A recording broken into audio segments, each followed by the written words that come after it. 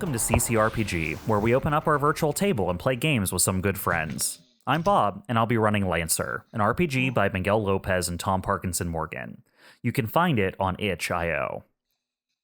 We last left our pilots in the midst of battle. They fight now to take and hold one of 5 ingress points the Pirate Coalition will use to attack Smack. Ahead of them could be the answers they came here to find, but that path also holds conflict with Smack, Mark Iron and his pit wolves, and the curious Donahan. Let's return to the action and see how they're faring. Welcome back, pilots. Hello. Hello. Hi. Well, last time we played, I unceremoniously got kicked out of my own game by power outage. But I believe we were in the middle of Smack Turret's turn as it hit you, Orion. Is that correct? Yes. Okay. Although, are you sure it was a power outage and not Smack trying to prevent us from, destroying them? They seem like they're doing pretty okay right now. I don't know. Maybe it was Todd. Yeah, it actually is Astro. He hacked into your power grid. All right. Oh man. Well, we now know that's a valid strategy. So, if Bob's about to deal heavy damage to one of us, maybe someone could, I don't know, drive over to Bob's place and kill his power grid for a minute. You joke real quick, but that is a thing that happened on EVE Online. I don't know if you've ever heard. There's a big battle going on between two corps, and someone now? In real life went to the guild leader's house and cut their power lines in the middle of a battle. I mean, EVE is hardcore. I just started playing EVE Online again last week. Oh, really? I just loaded that game up again. Yeah. That's funny. I didn't know that. I might, if you're playing it, I might have to. You totally should. There's a lot you can do for free, but there is some stuff that you have to do, you have to be on the paid side of the account in order to do. Right. So I'm still navigating what I can and can't do, because I had a lot of shit the last time I played, and a lot of it now has little locked symbols on it that are like, you can't use this because you're not a paid account. I'm like, God damn it. So, all right, well, let's finish off the Smack Turret's turn here. So it hit you, Orion. It knocked you back, and that was the repeater cannon, correct? Yep. Yeah, it looked like the last things that happened is you hit it with your laser rifle and other laser rifle, and then it took its turn and hit you with its repeater cannon. And then let me just check it before I end its turn officially and take its heat possibly here, to see if it has one more thing it can do, because I think that was... So if it does a full round, it can technically do its repeater cannon and its... No.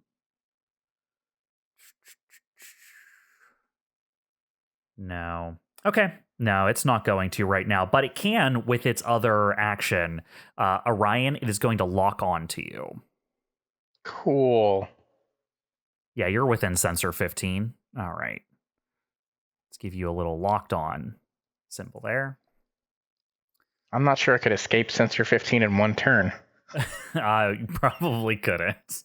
Unlikely. You are a slow boy. Sensor 15 is far. All right, and then it needs to make an engineering check against the burn. Is that correct? Yep. All right, let's check here. It's just a pass-fail. I think it has to beat a 10, right?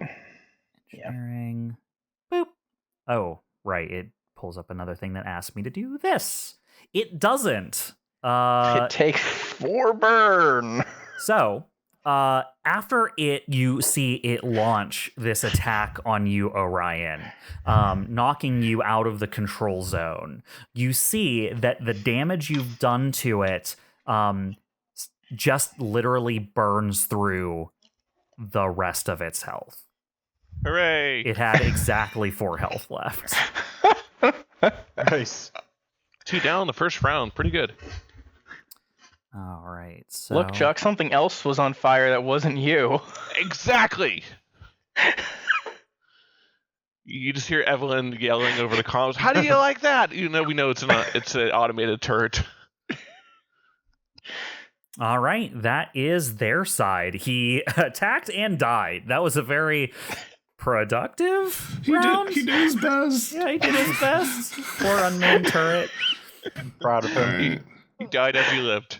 I have to activate. That is correct. You're the only one left. Okay, so you have to press it in the I will combat clicky tracker, your I see. button. Okay, cool. You're on. Sorry. First time using it, I was seeing if I could just do it. I'm going to activate my Oasis protocol Oasis wall. So this is the one where I make the light wall. I can only move in straight lines. Anyone that is adjacent to them gets hard cover and resistance to energy. It's immune to damage, etc., etc. And I am going to do something kind of silly and then go here. Can you see this line, Bob? Yes, I'm going to have to trace some lines behind you. So Yeah, bear well, I'm holding with it here me. so that you can trace this. Thank this you. way.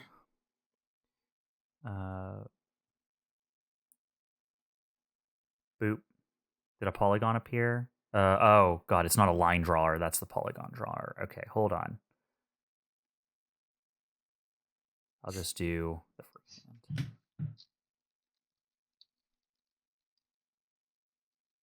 Boop. All right, and then that is technically my full first movement. Okay. I'm gonna boost, but so then right there, and then I'm going to move here. The next part of the line.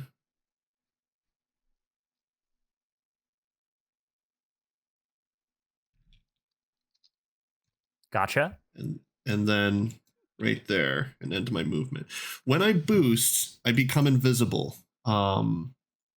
Flicker field projector. Whenever I boost or make a standard move, I project a holographic pattern around me, leaving dazzling after images that make it hard to discern my precise location. I count as invisible until the next time I am attacked. Just a heads up to you on that one, Bob. All right, so that invisibility drops once you're attacked, though. Correct. Gotcha. Yes. And I'm also visible during my turn. So, I mean, from these guys' points of view, it's like trying to follow a fly. Mm-hmm. You know how flies like zip around all over the place. You can lose them quick. Yeah, like that. That's how I like to think of it, at least. So you're playing the annoying class. Yes, absolutely. Your goal is to annoy the enemies to death. Correct. You're not going to get a wall next time. You keep that up. So that was one of my quick actions for boosting, and then I'm just gonna shoot at the turret with my pistol. I think is my other quick action. I don't get like accuracy for being invisible or anything, right? I don't believe so. Think so. We'll Okay. go. Yeah, I don't believe so. We're gonna assume not. Okay, it's fine. Making sure I don't have anything. Sorry, 1 second. I'm just checking. I thought Gunslinger gave me. Yes, my first. I have actually my first roll. Okay. Yes, 1 accuracy. All right. Roll it up. Rolled a 13 for the smack turret M. All right, snack turret M. A 13 defino hits. And you are more than 3 away, correct? Oh, yeah. All right, so that will be resisted. So he'll take 2 from that. Yep, that's fine. And then I get a Gunslinger dice. Very nice. That is it for me. Oh, 2 heat from the Oasis wall, by the way. So 2 heat for you. Sheet. Gotcha. Yep. 1, 2. Okay, that's it. All right. That is KESTRAL. Now we have a lot of the enemies to move around here. Yes. So let's figure them out. Bob's gonna do some solo play for a little bit. Let me just play I'm with gonna go my get a drink. toys here for a little bit. So you are invisible, but the turret is still gonna try and track you here. It is going to attempt to hit you with its repeater cannon. But invisible, hard cover, and resistant to energy at the moment. All right, it is going to be explosive damage if it hits. Okay. But the first thing we're going to do is resolve invisibility. It's just going to roll a d6 to see if it hits or even has a chance to hit. So a 4, 5, or 6 is a hit. A 1, 2, or a 3 is your invisibility wins out. A 2. So doesn't even come close. It tries to lock on to the signal it's getting, but like you said, you're moving around like a fly. You're darting around so fast, it fired like where you used to be, essentially. So it doesn't even get a solid lock on you. And that doesn't count as an attack being missed. It just didn't even target in the first place. No, that still counts as an attack, I believe. Invisible is just have a 50% chance to miss outright, so it's still considered a miss on an attack. Okay. Yeah. So when an attack is missed, I can fly in any two spaces in any direction as a reaction. Nice. I don't feel like I need to do that, though, so I'm just going to stay here. Okay, cool. Yeah, you can absolutely just stay there. That's fine. Yeah, I was trying to decide if I wanted to, and I don't think I do, so. All right. So that was the turret. It is also going to fire its bombard cannon. Oh, right. I needed the area for that. It is a blast 2. It's a nice 0 roll, though. Yeah. Right. Sure. I'm sure it'll be fine.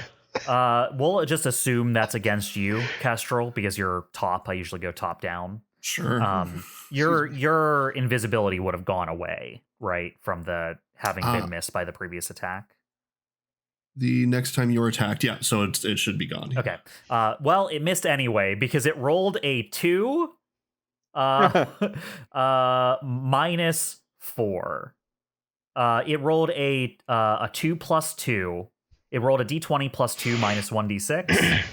It rolled a 2 plus 2 for 4 minus 4. So fucking you're still buzzing around like a little nasty fly that it cannot get any sight on whatsoever. He did his best. But unfortunately, Orion, you are still in the zone of effect there, so this is its roll on you. Oh, okay. If I would have placed the zone first, this is so cool. It actually displays at the bottom what people I'm rolling against. Like, if I have both of you targeted at the bottom of my roll, it displays Kestrel and Orion as the people I'm rolling against. That is cool. Well, I'm going to remove Kestrel from here because I'm not rolling against you now. Let me just untarget you. There we go. 11, which I believe hits. Yep. Oh, it used the lock on, it looked like. Yeah. Because I saw Orion's lock on went away. Oh, I don't know if you intended that or not. I did not intend to do that. I think that was one of the options I forgot to turn off, but I'll go ahead and use the lock on, sure.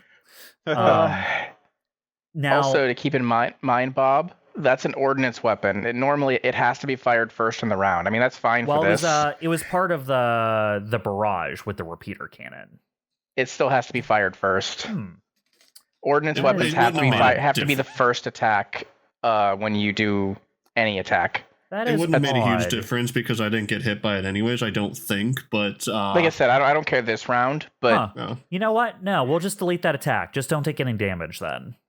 Okay. We'll just assume that attack didn't go off then. That is odd because I designed these guys to be able to do both, but I did not realize that those overlapped in that way. That is weird. Okay. Ordnance almost always sucks because a lot of times it comes that you want to use it second, but... Yeah, because my ZF4 is an ordnance weapon, and some of the times why it feels like I'm awkward with it is because I have to fire it first, even though a lot of the times I don't want to. Okay, yeah no problem. Then I will not fire the bombard cannon. neither of you are attacked by it. So We should got have hit some by other a quick zero attack roll, against me, right? though, right? instead, it is going to lock on to you, Kestrel. Okay. So now both you and Orion have lock on. Okay. He doesn't have like another attack he wants to use. No, He'd rather lock on? he only has ordnance weapons. Oh, okay. That's the thing is like I tried to build it so that I could fire with 2 weapons. Like it's supposed to be a turret, right? Yeah. But if both of them are ordnance, then I can't use them. So yeah, I'll need to re-examine this build later. It's okay. I don't think that either turret is going to survive the next round anyway. So in the meantime, it's going to use its secondary action just to do a lock on. Okay. And then It's just one of those minor things we don't run into that often. Mm-hmm.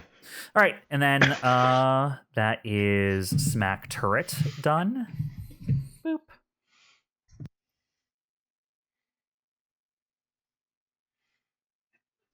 And then let's see who wants to start gaining them some points. Let's do these smack ships up here. Smack ship 1 and 2 are both going to. Oh, why are you don't draw a zone? That's not what I want. There we go. Gonna move into the zone. And then these ships on the right are gonna move into the zone. They're just gonna mirror each other on each side.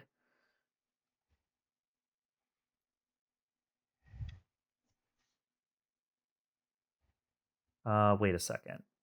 They have...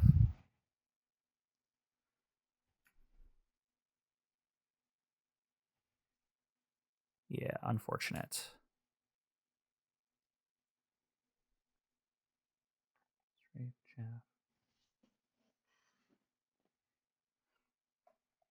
All right, so some of them are going to do some slightly different things. So the ship on the far left in Control Zone 1 is going to move and then boost to move another 5 on top of the wall, and then is going to strafe. Once per round is a quick action. It flies space is equal to its speed, dealing 3 kinetic damage to 1 person below. Is going to not run over anyone. Instead, just getting into Control Zone 3 with you guys down there. Remind me again. So if there's both no sides, points. Yep. Regardless of the number? Yep. Okay. You have to completely control a zone to score points there. And then the ship on the far right is going to mimic that action, getting on top of the wall, and then doing a strafing run to get into the zone. So that's all the ships.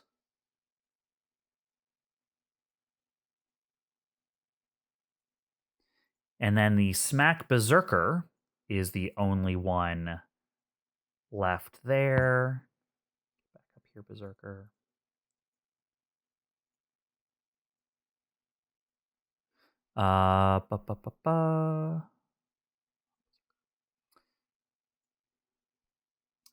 Let's see what he has available to him. He has enough move to get into the zone. Auto zone. I was just going to say that. I've been thinking it the entire time. And like the Berserker in the Eastern Control Zone, he is also going to ready an ability. Looks like they won this round. All right. We have reached the end of the round. 2 things happen. First, we tally up the points for the zones. Right now, all 4 zones have 1 representative from Smack in them, and 2 of the zones have you guys in them. So that means Smack will get 2 points this round.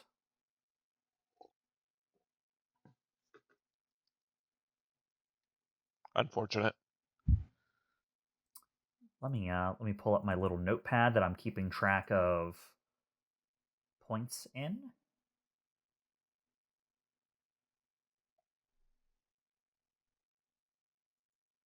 round points. Oop.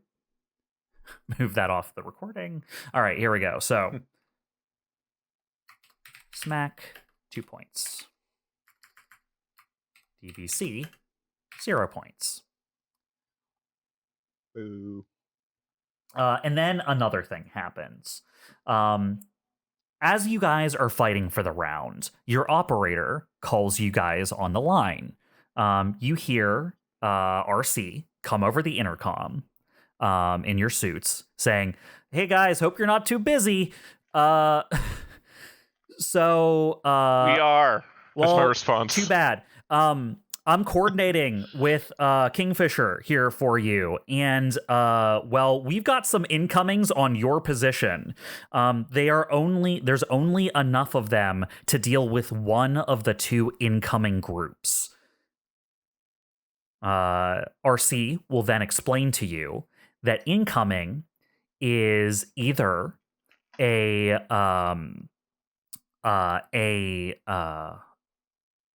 pit wolf accompanied by a bunch of more smack escort flying units, or a pair of hunter-killer wolf units.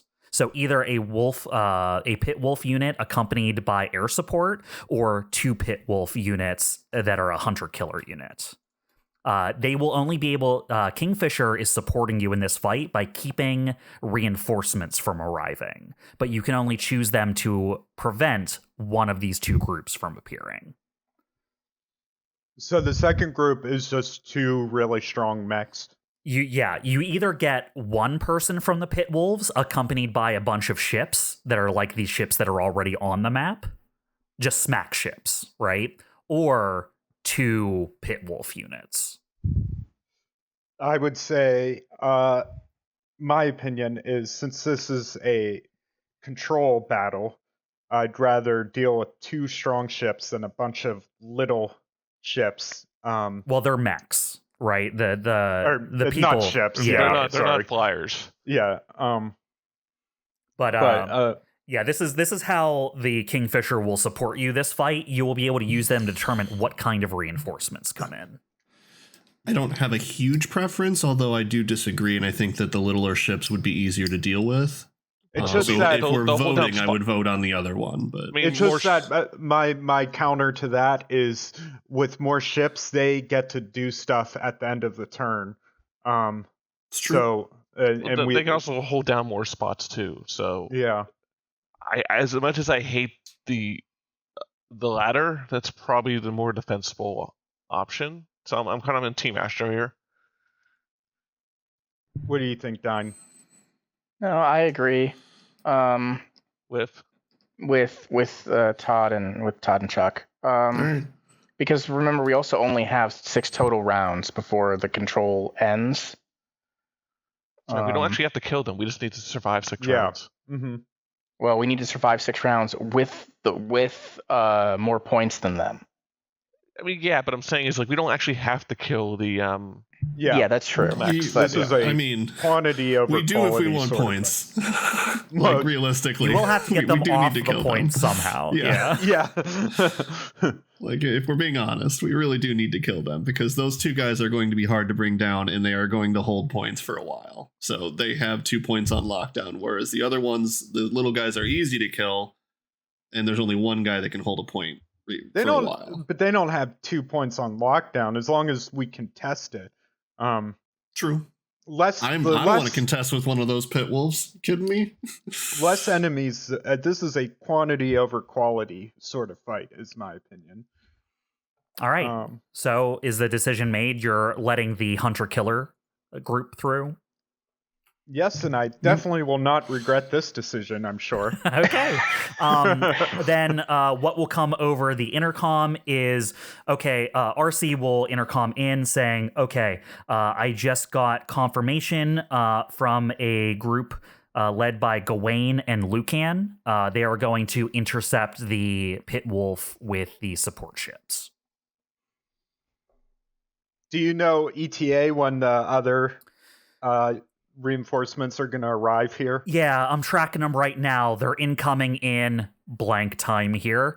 They will arrive at the beginning of round 3. So you have one more round before they arrive.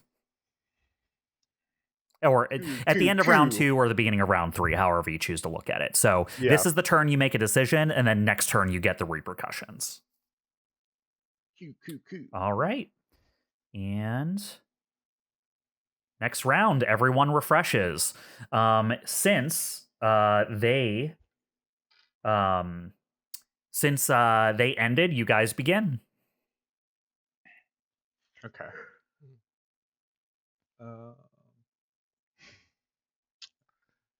Well, here's a question, Todd. How confident are you to be able to take out Smack Ship LB?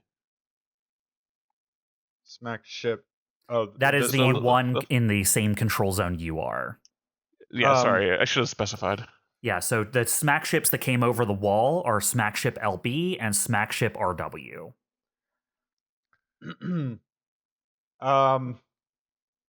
So, here's the thing. I don't do direct attacks, but I could do some. Listen, guys, I don't do direct attacks. Okay, it's not in my contract. Well, wait. You write your own contract. You're the boss. Yeah, I don't make the rules. Yes, you do. The reason I'm asking is I'm of the mind to take out the other turret, but that means also leaving the zone, and we really need to start. I'm of the mind you get your butt into control zone 1 as soon as you can. Yeah, but that's what I'm I think of the you mind go for in. that. I agree. Like getting control zone 1. Yeah, Chuck, I think you important. dash up, you smash the turret, and then you drop yourself into control zone 1. That's sort of what I was thinking. I don't think this is a fight where I will be using my core action. We will have to wait. Yeah, that's true. Jockeying makes less surface area covered, I guess, huh?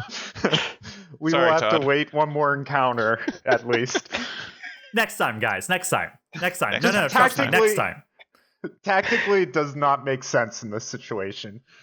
Next time, for sure. For sure. We'll do lunch right. next time. Ciao. All right. So, did you want to go first, or I can go first. It's been a little bit of time, Bob, but the other turret, did I do damage to that? No, it's been untouched. Okay, well, I think you missed it when you... I know that I had an opportunity, but I can't remember if I landed or not. So I guess I didn't. Let's see, you rolled a 19 against the first turret and murdered it. Oh, that's right. You rolled a 14 against the second turret, looks like. Because you did Executioner, right? Right. How did that miss then?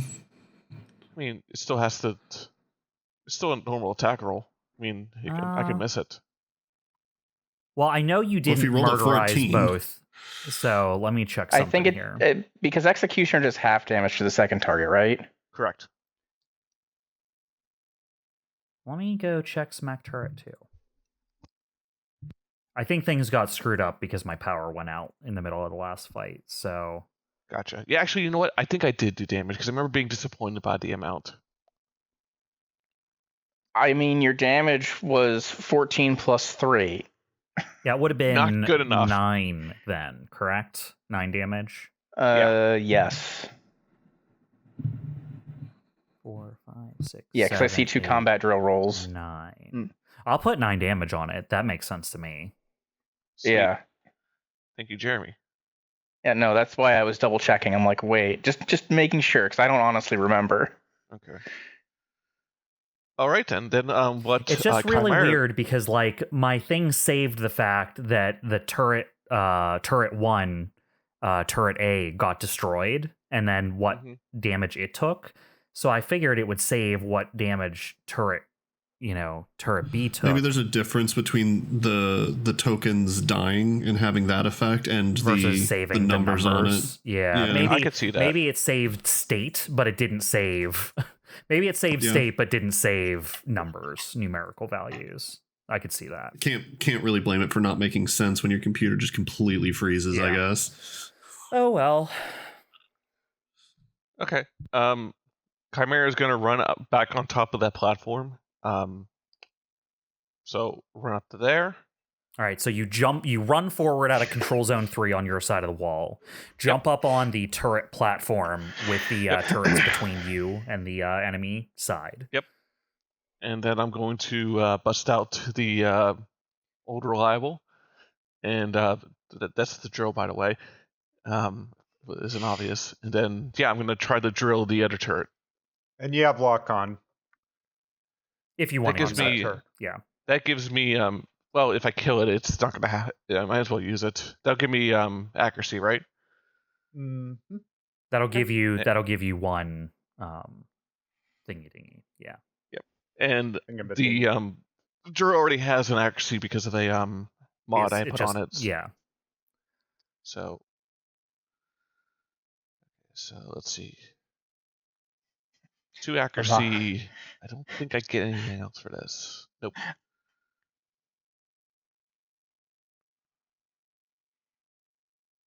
A 13 will hit. Okay, that's fine. 11 damage. All right.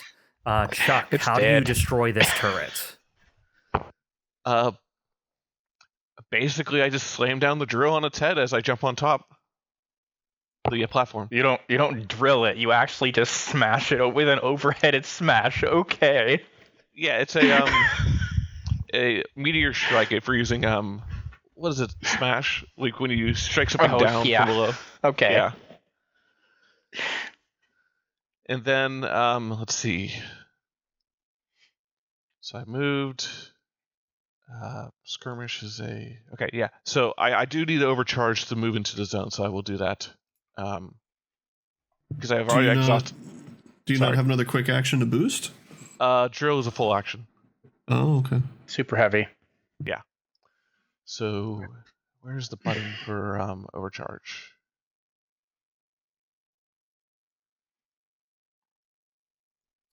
I think this is your first overcharge. No, I used one the last round as well. Oh, did you use it to start with? Yeah, right. Because you did the one for the overcharge, and then you did your thing, which gave you heat. Yeah, there's no way he would have gotten all the way up there without overcharging to move. I think. Mm-hmm. Can't find the overcharge button. I'm just gonna do it manually. It's under mech stats, and it's on the left side under burn. Yeah, you're at the 1d3 right now. Under mech stats, double click your mech. Stats. There's an overcharge thing that has a dice on it and a plus 1d3. Yeah. Thank you. So 2 more heat. Nice, and it automatically ticks it up to the 1d6 after you do that. Oh, so that's neat. It'll keep track of that for you. Nice. All right, 2 more heat for you. You're in the danger zone. The highway, thank you very much. Yeah, and I'm just going to pop down next to... I'm just going to get in the business of Smack Berserker G. Okay. It had prepared an ability. If I got close to it or what? Yeah, as soon as anyone enters the control zone with it, because its ability... that's fair. Yeah, its ability covers the whole control zone. Let me pull it up here. Avalanche charge. The Berserker moves spaces equal to their speed in a straight line. It doesn't need that because you came to it, so that's nice. But at the end, it attacks a random adjacent character with its chain axe. I wonder which one it's going to attack. Yeah, I wonder. Do we need to roll a dice to pick the randomness? Doesn't Chimera get some sort of benefit for being in the hologram, or no? Or is that just... No, that tells things about the enemies. Okay. Maybe I'm thinking of a different thing that COMET had. He is going to get spiked because of Shrike armor. Yeah, I don't know when you want to resolve that. After. Just one armor. It is in response, not... It is... Please always wait until after I'm done doing what, because I'm always pulling up stuff to do these attacks, and then you're like, it does damage, and I'm like, I won't remember that. Wait till I'm done. I'll wait. Sorry. No, it's cool. I get you. It's a cool feature, and I don't want you to forget it, but I also don't want to forget it. So, all right, chain axe here against Chimera. Boop, and then none of these apply. 17, which will hit. Yes. It will do 7 kinetic damage. So 5. 5 kinetic damage. And it is not a critical hit, so no extra effect. On a critical hit, it would have caused you shredded. Oh, I hate that. It's a nasty weapon. Yeah, I mean, it's a chainsaw. That kind of makes sense, I guess.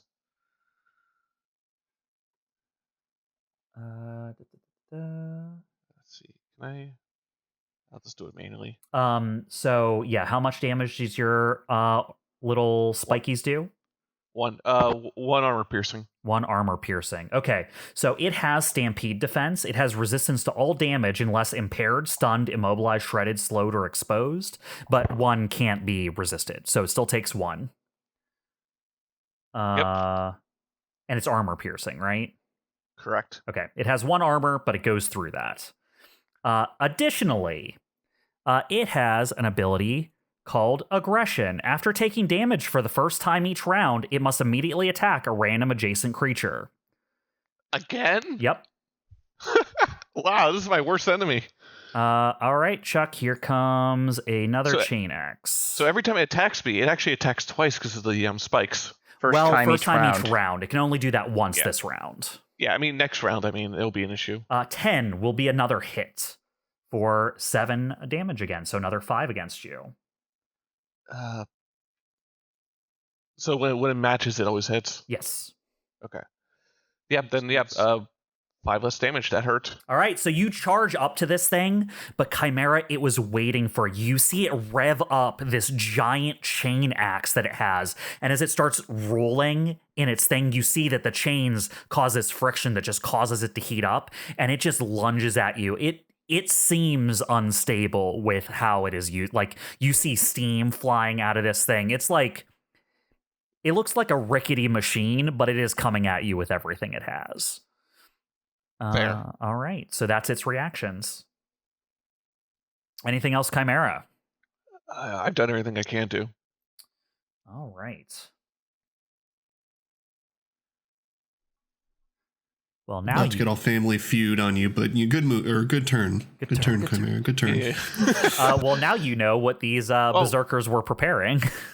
Actually, I did remember something, and yeah, what's up, Chimera? If it's too late, it's too late. Can I use a Blade Master dice to reduce some of that damage with a parry? Oh, sure. Yeah, why not? It would have to be on the second attack, though. It's too far from the first one. Really? A 1? All right, so you take what? 1 less damage? Oh wait, no, I'm sorry, I misunderstood. It's resistance. Right. Dice. But you have to roll a 3 through 6 or whatever for it to activate, right? No, that's for range attacks. For parrying, it just happens. Oh, okay. Can you just link it real quick so I can see what it looks like? It's pretty straightforward. I completely. I was just looking at I know I'm forgetting something. Cool. Yeah, go ahead and take resistance. So you'll only take 3 damage instead of 5. Hot dog. I mean, I lost half my health, so I could use that. It should only be 2 damage because it's -2 from the armor and then cut in half, right? Right. No, wait. No, it's 3 because rounded up. Bob's right. You always round up. Yeah. I get those so confused between D&D. Yeah. So Chuck, you're at what, 10 now then instead of 8? Yes. Okay. Yes. Yeah, good call. We can use all HP. Yes, you can. Especially because this is an ongoing war. There might be more. All right. We know there'll be more. All right, cool. That is Chimera. Let's pop over to the other team now. Other team, you know what? Let's go ahead and activate that Berserker, right? He hasn't done enough yet. Let's go ahead. I disagree.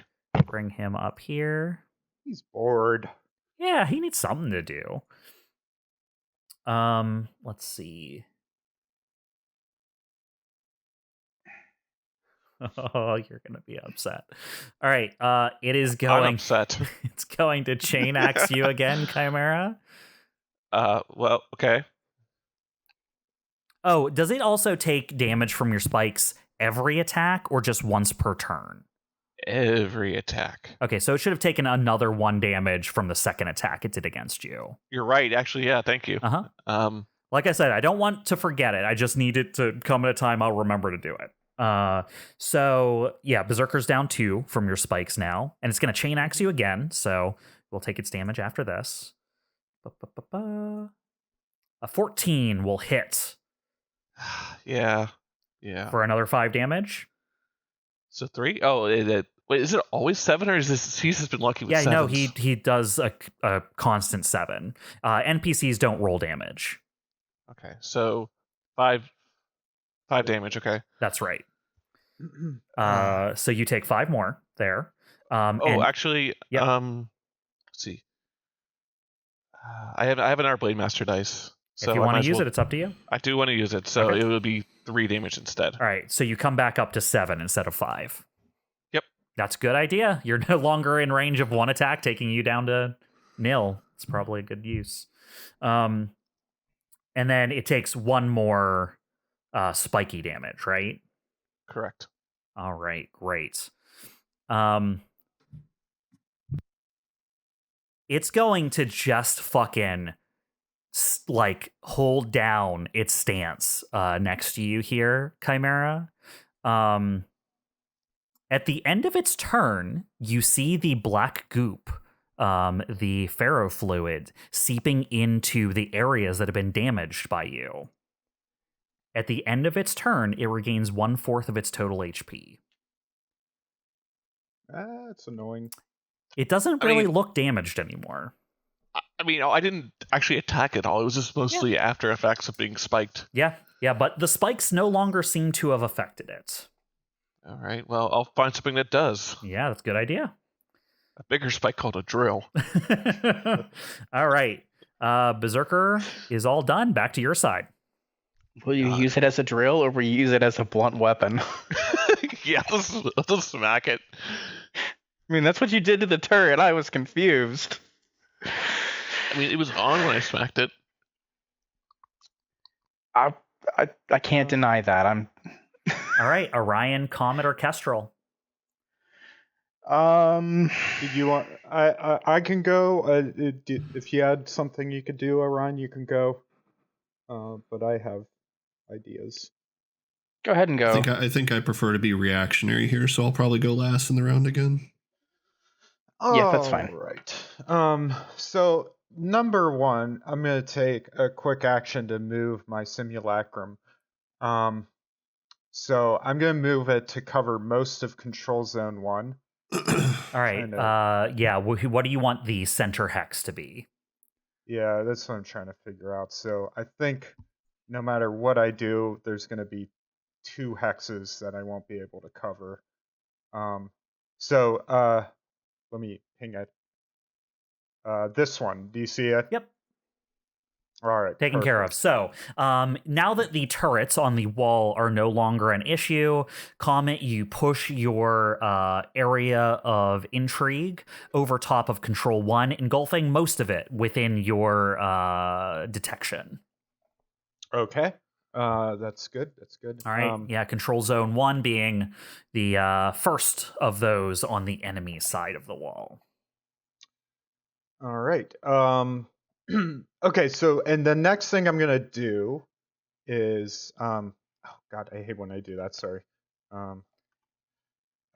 Just made a random circle. Okay.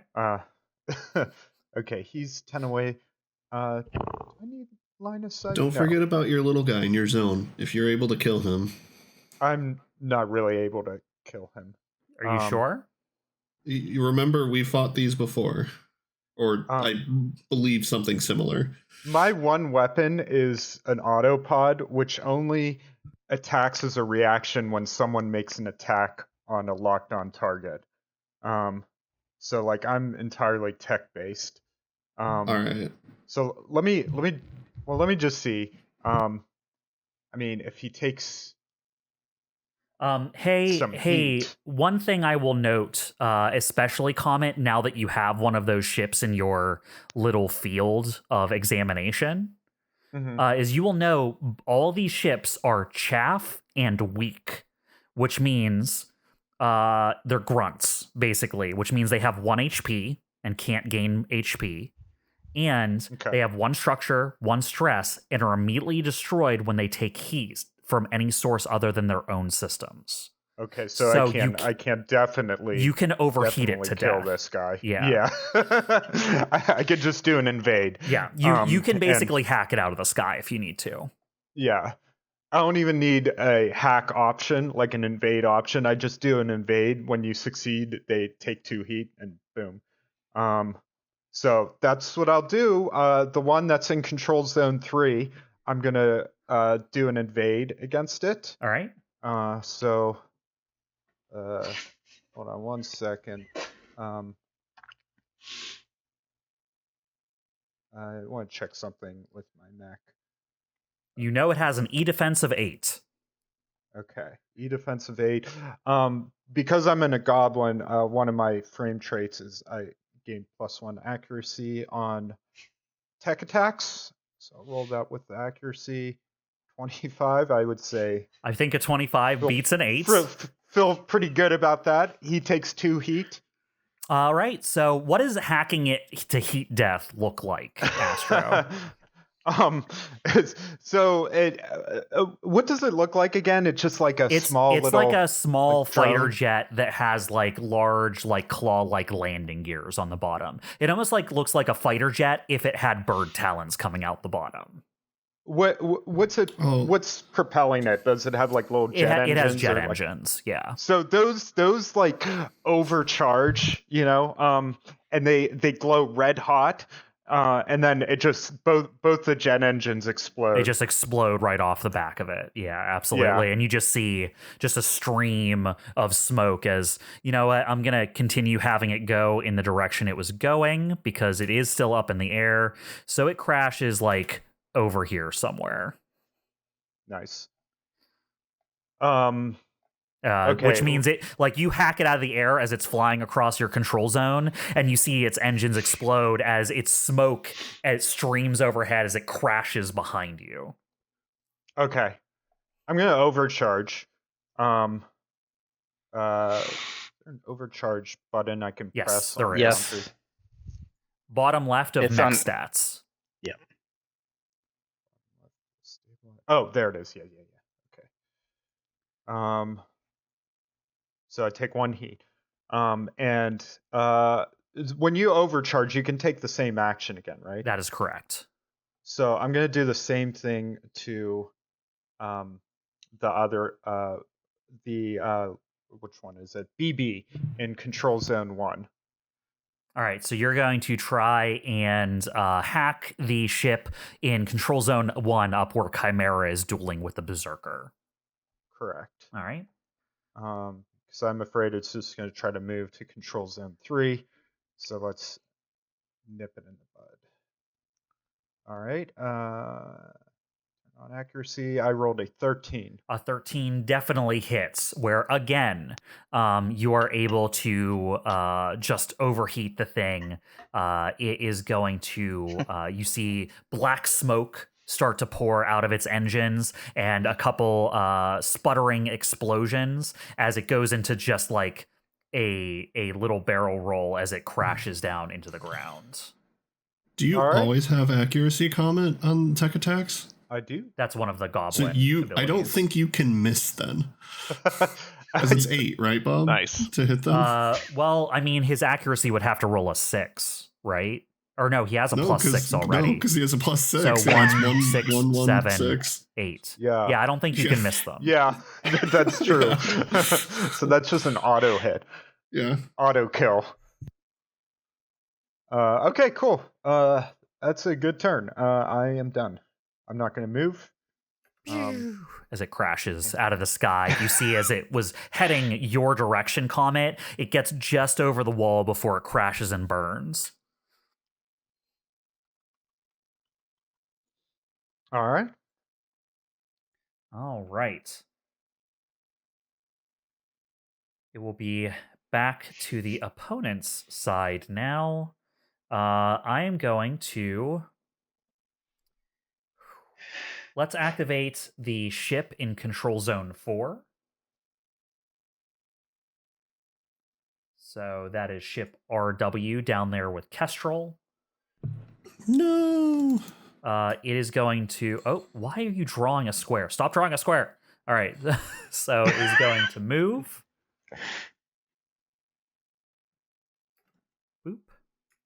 And then it is going to strafe Comet. This will bring it over top of you.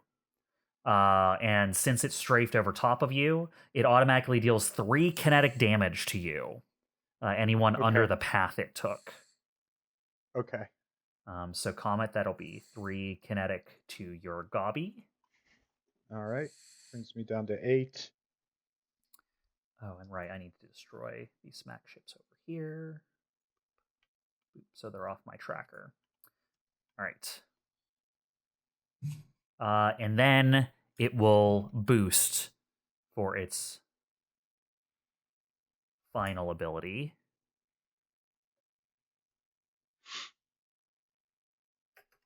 To get into zone with you. Got it.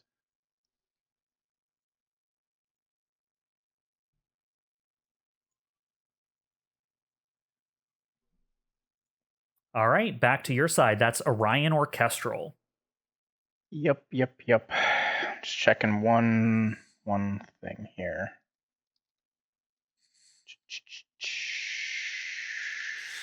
Yeah, I mean, if you can get the turret, stop it from taking a turn this round, it's probably the best. Yep.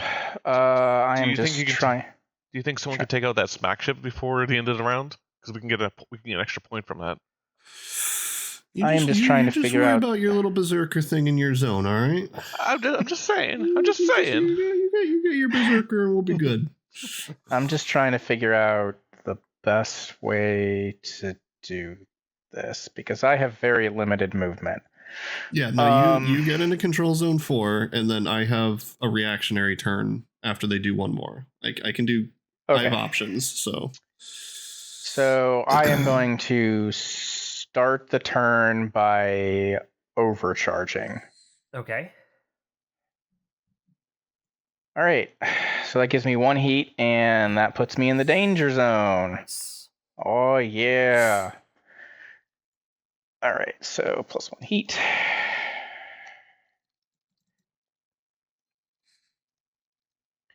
All right. And now we're going to see how well this goes. I'm going to move. Nope. That is drawing a measuring stick. I am going to move here. You're going to move forward back into control zone 4, which you were knocked out of before. Okay. Yep. And I'm going to take aim at the turret. All right. Smack turret M up on the wall. We're going to fire my heavy pattern laser rifle once I find it here.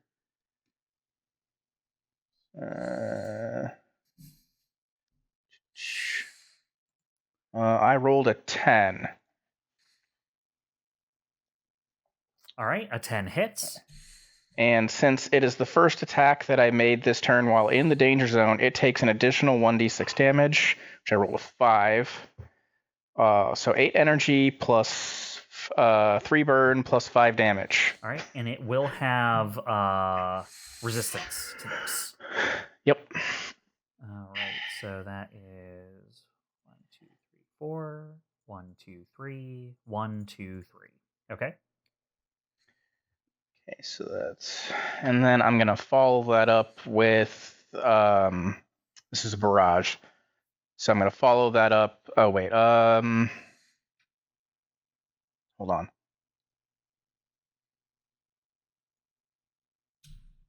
No, that doesn't matter. All right, I'm gonna follow it up with my oh, what's it? I keep on forgetting the weapon name. There it is. The soul pattern laser rifle. I'm going to fire at it again. All right. I rolled a 9. A 9 will hit. All right. So it takes an additional, looks like 2 damage. All right. 2 more damage. And 1 more burn. 3 heat. Yeah, 3 heat from your heavy laser rifle and another 1 from your soul. So you're like living on the edge. Hey man, that's what I'm all about. Anything else, Orion? Oh, well, I mean, I used Overcharge, and I haven't actually used that yet. Because I did a barrage. So we're going to follow that up. I'm going to fire my prototype weapon to see if I can try and finish it off. So, I did a barrage. I'm going to follow it up with a skirmish. Well, what did you use your overcharge for? Oh, I see. Let's just say I use the heavy pattern laser rifle with a skirmish. I'm going to follow it up with a barrage. Gotcha. Okay, that makes more sense. Yeah. So now you did the laser rifle followed by the prototype weapon. Which I rolled a 6 on, which is probably going to miss. Unfortunately, yeah, a 6 will just miss by a couple of points of evade. The smack turret. But let's see here. It took, 14 damage. Yeah, okay. It's on fire. Damn it. I should have, whatever. Okay, that's all I can do. All right. I should have given you a leadership die. It is what it is. Yeah. Is that you, Orion? Yeah, that's all I can do. I can't take any more actions this turn. Gotcha. COMET, just give him the leadership die of, hey, Orion, hit that shot you just missed. Yeah. All right, let's turret this up here. I am activating the turret that just got the shit beat out of it. Look, I can only set you on fire so many times. All right, let me Or check fire. Here. Cone 5. Let's see what it can hit. This hardcover again, not sure if that matters. I mean, it will. You're in cover, correct, KESTRAL? Yeah, I am. Okay. It's if we're adjacent, the wording is kind of silly because like COMET technically is as well. He just counts as hardcover because he's adjacent to the wall. Yeah. I imagine it just like really fucks up everything all around Sensors it. or something. Yeah, sure. Yeah. So luckily, Orion, you picked the one spot in the whole zone that turret can't target with this. Nice. So it is going to fire its repeater cannon. Let's see here. I'm just going to pretend that Orion knew that from last session and position himself appropriately. All right. Let's use that here. If it knows it can't reach you, would it use its repeater cannon? Because it can see you now, KESTRAL, right? Yeah, he's no longer invisible. Okay. So I'm wondering if instead he would drop the bombard cannon between the two of you. Nah, he's gonna use the repeater. That's what I said first. So that's the one I'm gonna do. You're totally welcome to change your mind if you want. It doesn't make a difference to me. Yeah, since he can't reach Orion, I'm going to do a different ability. He is instead going to drop the bombard cannon between the two of you. So that will be a blast 2.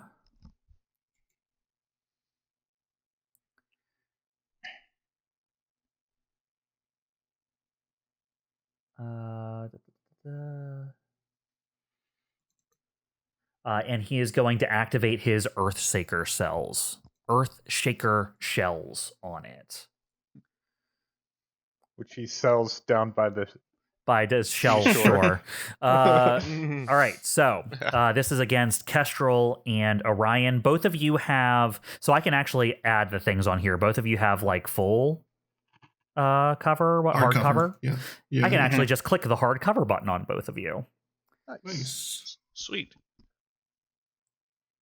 And is it already using the thing? Is it not using lock on, or is it using lock on? I can't tell. Other sources. Oh, yeah, I'm getting a plus from other sources. Okay, let's use this. Boop. Yeah, I used the lock on for both of you. Oh, lovely. I'm going to use my reaction since he missed to fly 2 spaces, and I would be considered flying at the moment. Nice. Okay. So I'll be like above the wall here. Cool. That sounds good to me. So you fly forward as the bombard cannon explodes between the two of you. You dart up into the air. Orion, unfortunately, you are hit by the attack with a 12. So take 4. Well, here's the thing. It also has cluster munitions. So because it hit 2 of you, or targeted 2 of you, it adds plus damage to all targets for each target beyond the first. So it's actually 7. Yeah, 7 down to 6. All right. 1, 2, 3, 4, 5, 6. Taking it to 13.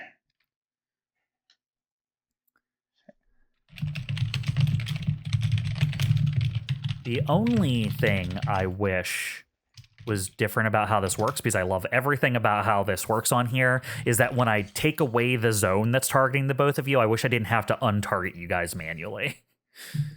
Yeah. All right. I wonder if there's a clear button. There might be a clear targets button. I should check my key bindings later. Yeah. Well, now that turret that's on fire has reached the end of its turn. So I think it has to make an engineering check to see if it dies. Yep. Pretty much. Burn, burn, burn. It rolled the best it possibly could. It rolled a 20 plus 2. So it did not burn to death. In fact, it's hanging on with almost no health. Okay. Good for you, turret. I mean, it was a good roll. You have to. You have to give it props, I guess. It has 1 HP. KESTRAL. Just like you are the last remaining activator on your team. All right. Routes. I'm trying to see what I can and can't do here. Yeah. How long does your hard light stay active, by the way? Until the end of the scene, or if I recast it. Cool. Yeah, it's actually really nice. You have made a nice defensive zone. So, what happens if you attempt to shoot outside of range? Does it just miss? You can never hit it? You cannot shoot beyond your maximum range. Okay. Well, that sucks.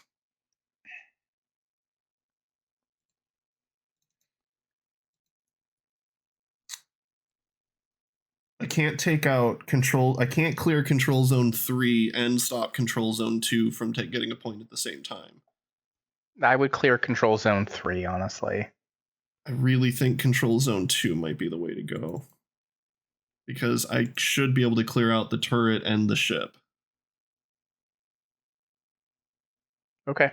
Yeah, then do that. If you can do that, then we should have much better options for next round when our friends decide to join.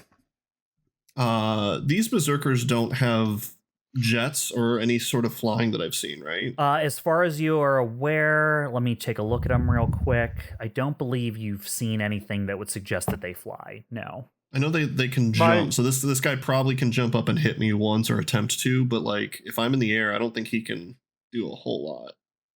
My simulacrum would tell us if they did, right? They could fly. I mean, they don't have like booster jets or anything. Yeah, that you know for sure from your examining thing. Like they don't have range weapons either that I've seen, right? Yeah, as far as you can tell, they have no range weapons. I mean, all mechs can attempt to like leap or climb and things like that. Like you guys could do that too, but like I would have to look up the rules for it. Is all. Yeah. No, I imagine he'll get an attack if I'm in the air, but if I'm in the air, I don't think he's going to sit there and swing on me like he is CHIMERA. Yeah, so I think it's best to do this. How high in the air are you? Right now, I am 2 spaces in the air.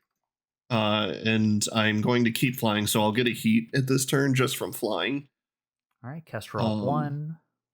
Danger zone.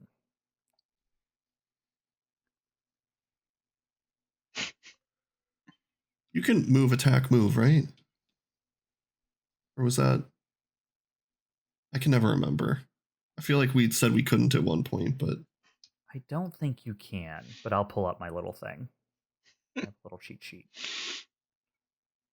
I think you need to I know complete you could like move and then boost, but yeah. It would help if every game we played didn't have completely different rules for this. Yeah. It's hard to keep them in my mind. I keep getting D&D in this mixed up with some of the rules.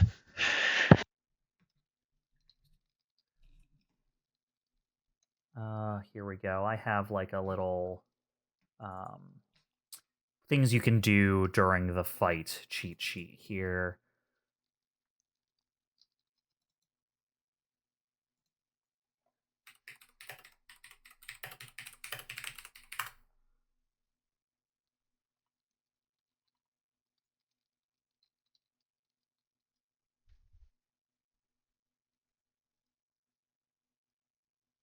Oh wait. You can break up your movement before and after an action, but you cannot barrage and move in the middle of your barrage, for example. Okay. So you couldn't like move, use your first barrage, move, use your second barrage. Once you start barraging, you have to complete your barrage in the space you're currently in. Okay. Like, and then after that, you could finish the movement, or no? Yes. You can move okay. after the. Your movement can split up, but every single action needs to be complete before you do anything else. I might have lied. I might actually be able to. 5. Yeah, never mind. I actually lied. I'm sorry. I forgot I had something else. So that's going to change everything that I'm doing here. So I am going to end up going over here, which I believe is 7 spaces. All right, so you're going to fly over towards Comet in Control Zone 3. Yep, and I'm going to pistol the smack ship RW as a skirmish action. On before or after a skirmish action, including as a reaction from Overwatch, you may move 2 spaces. This movement ignores engagement, doesn't provoke actions. So I'm going to skirmish pistol shoot the smack ship and then move 2 spaces this way. All right, and then it's reliable 1. I can roll it if you want here, but let me just pull up the smack ship here. 17 for 2. Yeah. But pow! Okay, yeah, you just blast the ship out of the sky. Okay, and that was 7 movement. So I'm going to use 1 more movement to go here. That's 8 now. Now I can. Yeah. Yeah, and then I'm going to use a boost action to move over here. And I'm going to be like.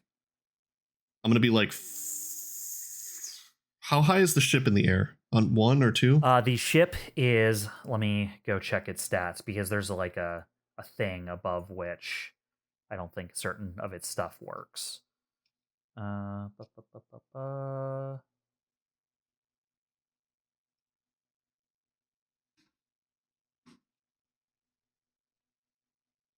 It is 5 up. It's 5 up. Okay, so then I will be. But by that I mean it's at height 5, so it's at +4 above the ground because the floor is like level 1. Gotcha. Yeah. Gotcha. Okay, so then I'll will put be... that on there. It's at +4 right now. I'll be at like +6 then. All right, so you're going to be 7th on the 7th space up, basically. Yes, okay. Yes. So that puts me within. I should still be within 5 range of that smack ship. Oh yeah, absolutely. Okay. Yeah, and I believe 5 range of the turret too. But well, the turret is up 1 because it's on the wall. Okay. So yes, your smaller increment because you would be 5 above the ground. Yeah. And it's 1 above the ground. You're definitely within range of the turret as well. Okay. Okay. And little puddles +1 on it too. Just when you just skirmish. Sure. When you skirmish with the auxiliary mounts, and there's 2 auxiliary mounts on them, do you shoot with both? You have to. Yeah, you shoot with both. Okay, and that's when you do the skirmish action, or can I still shoot with the other pistol now? I mean, you have to complete it as part of the skirmish. Like okay, the so skirmish fires. Yeah, the skirmish fires both guns. Yeah. Okay. Cool.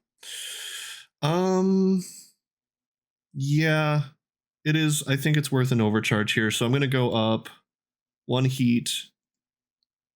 And then I'll have 1 more heat from flying. So I'm at 4 heat right now. Well, you were at 3 heat. If you overcharge here, you'll be at 4 heat. How was I at 3 heat? I was at 2 heat. Well, you just got to 3 heat from the last thing you did because your wall did from what? Flying? Well, your wall was how many heat? I think 2. Right, so your wall was 2 heat, and then from flying you went up by 1 heat. I'm including the flying right now. I'm including the flying that you're going to get from being in the air. Yeah, same. Well, you already had 1 from flying. Or are you telling me the flying from earlier didn't apply yet, and you were... As a reaction, I thought flying only applied at the end of the round. All right, well, we will double check, because I don't know when the heat from flying takes effect. I was under the impression it was if you're flying at the end of your turn, you get a heat. I just assumed when you told me that is when you took the heat, but I am not sure.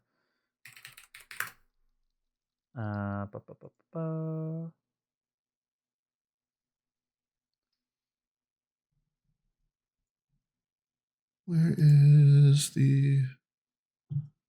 At the end of your turn when you're flying. Yeah. So okay. So that heat that I added on to you before is the heat we're both talking about. It's just it's happening right now. It's happening at the end of your turn. I added it when you told me about that heat, not now. That's the difference. Right. Okay.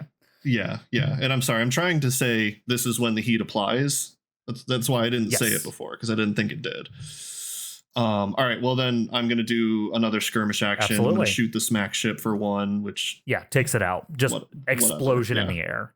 Your weapons are large enough that it like... You smack the smack. Destroys it, yeah. And then 1 more at the turret, and this roll is actually going to matter. So it doesn't have... Does it have cover? The turret? No, it does not have cover. Okay. I think it's just a flat roll. 11 for 2. Remove that combatant. I am still catching up, making all the people do their little things. All right, let me get down to the turret guy here. An 11 hits. And that is the far right turret. All right, well, that damage gets past there. What does this look like, you darting around, destroying these 2 ships and taking out the turret then? Oh god, I get the turret too sick. Yeah. I mean, just that. Like, it's invisible. Like, I'm technically invisible right now. Like, so the ships are just like preparing their next action, and then just from nothing, there's just, you hear a shot, like a single shot, and then the ship goes down. And then from across the field somewhere else, you hear pew pew, 2 more shots, and just 1 ship goes down, and then the turret just has like a melted bit from all of the shots that Orion's been putting into it, and I just shoot the shot right into that melted bit. That's awesome. It's not even like a big explosion. It just hits something inside that makes it stop working. It just...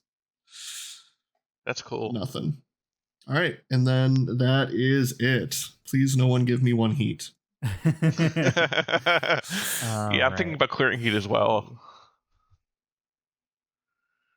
Does it? Okay, I can hover when I move, and hover doesn't give heat, right? Does this count as hovering, or because I used fly to get up there, that's where the heat applies? What gives you your hover? Maneuverability jets. It's part of the frame. Okay. Well, let me look at your dude. Here, I think I can. That's all it says. But I think flying just matters if you're in the air. You're stressing your jets during the end of your turn. Right. And I was wondering if the hover.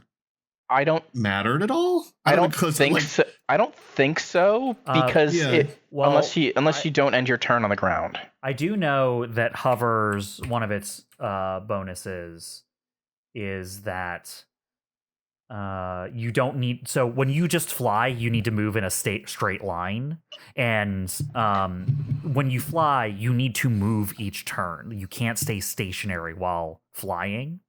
Here's the bonus hovering gives you. Characters do not need to move in a straight line and can remain stationary while airborne without falling. So a normal jump jets, you have to keep moving or you fall out of the sky. Because you have hover, you can stay in one spot and not move. And also you can make all kinds of like up, down, left, right maneuvers without moving in straight lines. Okay, yeah, cool. And if I didn't, like next turn, for example, I didn't move, I just stayed stationary there, I wouldn't gain heat? No, you still gain heat because I think that's from the thing that gives you flight. That gives flying. Yeah, even though I'm okay. Yeah, I think there might be some flight systems out there that don't give you heat, but don't quote me on that. I think they're just maybe a flight system that changes the amount of heat it gives you or something. Sure. Probably costs more skill points, relatively. Probably, yeah. Okay, cool. All right. That is my turn. Awesome. I'm happy with that KESTRAL, one. that was a really good turn. That was a fantastic Jesus turn. Christ. Okay. Movement, baby. I'm Hey. gonna say, getting a system that doesn't cost you heat while flying could be an upgrade you work on in the future. Yeah. Would be cool. I don't want to be. have too many things where we're doing like straight upgrades over things that are in the book because I think that'll unbalance things real quick. But it can be like a long-term project to figure something out. Yeah. Out like that for sure. It'll probably I'm not saying it wouldn't. Yeah, it would probably just cost you equipment points in order to put it on your mech or something. Yeah, I didn't say it would be for free, but it would be something like a long-term project. This mech has to be one of the most annoying mechs to fight. I'm sorry, Bob. I'm scared when Bob steals this idea for a mech of his own. Yeah, that would suck, right? Yeah. Okay, here we go. Wait till next combat. And the light stuff on Why fire. are they all hovering? Oh god! All right. The Berserker can't reach you. The Berserker's going to activate. The Berserker can't reach you. Okay. But I wave. what it is going to do is it is going to move underneath of you, or right next to, adjacent to underneath of you. And it is going to attempt a tech attack invade on you. Yikes. It sees you up there. It is furious that it can't get you. It doesn't have a good tech attack, so that's nice at least. I don't have a good E defense, so. Uh-oh.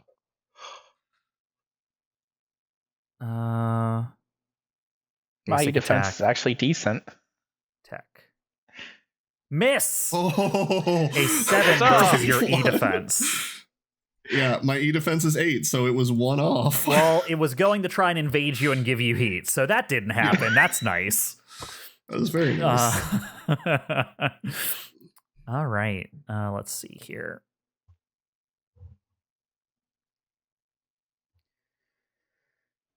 And then there's where jumping was. Okay. Size.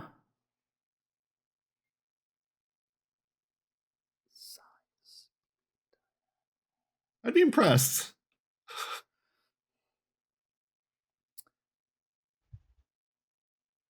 Invisibility doesn't affect tech attack, does it? It might. I think so. I think it does. I think any attack. So it probably did worse. Yeah. That was a tech attack. So I mean, it already missed, so it doesn't really matter. Well, I'll say I'm not invisible. It was a 6 instead of a 7. How about that? Well, you'd roll to see if it even hit in the first place with invisibility, right? Oh, technically, you didn't even roll, but whatever. All right.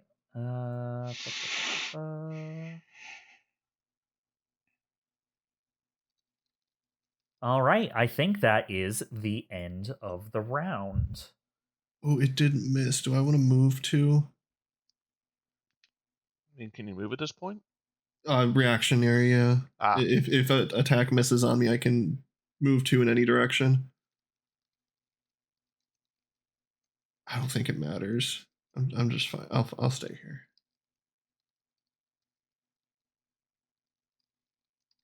All right. Boop. Boop. No. You either clear heat or heal health. One or the other. You can load and clear at the same time, I think, right? Yeah, you can do the alternate things as well, but heat and health are the same part of stabilize, so you have to choose one of the two. Chimera was just asking if she can heat and repair in the same stabilize action. Yeah, I was not actually hoping to bring it up in the audio, but hey, we're talking about it. I rarely had the clear heat, so I wasn't sure. I would like to assume that people watching this are at least at the same level that we are with tabletop games. Maybe more. Maybe they already know all this, but like we play this game pretty regularly and we still can't remember all these rules and we're asking. So it doesn't hurt for them to hear it too. Yeah. All right. Well, guys, RC comes back on the line here with you. Go away. All right. I don't say that. I don't say that. He could just hang up. He's pretty petty. He might just not give you this information. That's why I didn't say that in character. Okay. I mean, watch what you say here. So he's gonna go, heads up, guys, incoming. As well, I described it as a hunter-killer team, but it's more like a killer-hunter team. As the Silent Killer and Pack Hunter will deploy at the north of the combat field. Just pointing out, we could have had a ton more one-shottable ships. Just saying. And then RC says, hey, your buddies are still working on that last group you sent to them. There is 2 more groups incoming. Fantastic. Yes. So you can either let a full squad of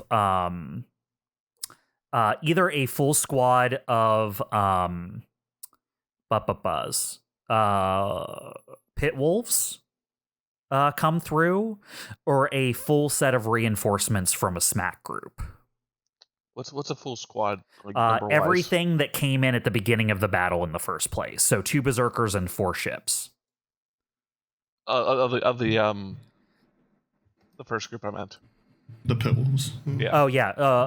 All the ones you fought the last time you fought them: Wolf Rain, Pack Hunter, and Silent Killer. Nope. Nope. I'd definitely rather deal with the second group. All right. Yeah, no way. RC goes off the line for a second and then comes back and he says, okay, Gawain and Lucan think they might be able to handle that for you. Okay. And just to confirm, we gained 2 points and they gained 0, correct? We haven't gotten to the point distribution yet. Yeah, I'm gonna do that. Okay. I'm gonna do that right now. I was just doing it in a different order, but yeah, let's go over the things real quick. So Control Zone 1's a wash. Control Zone 2 is a wash. Control Zone 3 is a point for DBC, and Control Zone 4 is a point for DBC. So you guys are now tied 2-2. Okay. Nice. 4 more rounds to go.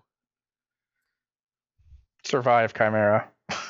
I know. I'm actually really scared about this round because, like, I'm not too bad on health. Heat is bad, and like I have ideas, but it's all like I guess it depends on what happens in the next few seconds.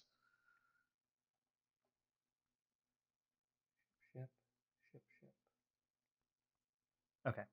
Cool. This is one of the times I wish I had arcing. I mean, on the bright side is until the next group shows up, I mean, we got a pretty good lock on. There's not enough people. I don't think there's enough people. Or, well, I'm gonna jinx it by saying anything, but I don't think they can lock down all 4 spots. All that matters really is what the total points are at the end. So True. Let's play it by ear. Right now we're tied. Mm-hmm. All right. So you guys were the last ones to go. No, Berserker was. So you guys go first.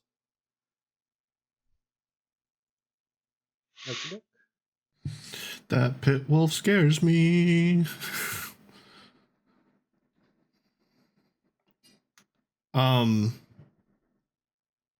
If any of you guys want to go first, that's fine. I would basically just stabilize and then hold position here. And I'm probably going to activate near the end because my plan is once the enemies move, I'm going to try to puppet system one of them out of the control zone. I actually had a similar idea. I'm thinking about heavily using Fair Slash to pull some people out of the zone because I don't know if I can actually. Yeah. Does it pull them towards you or pull them away? Push them away. Okay. Yeah, because I can yeet them out of the zone. I haven't really had a reason to do something like that, but I can. There's no point in doing it before their turn, though. Exactly, because they'll move back in. All right. I mean, I'm just going to stabilize. Because Do you still have that shield, or the thing that Kestrel put down? It is still up. Okay. Mm-hmm.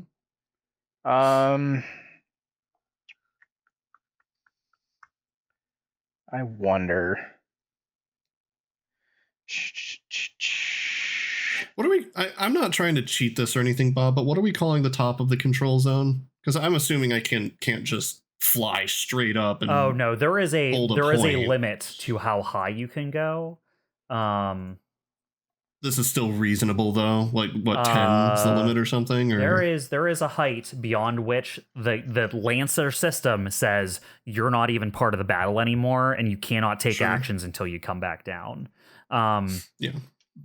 Let me see if it's on here. It says you must remain no more than 10 spaces over any surface. If you go over that, you can only move and boost and can't take any reactions or actions. Okay.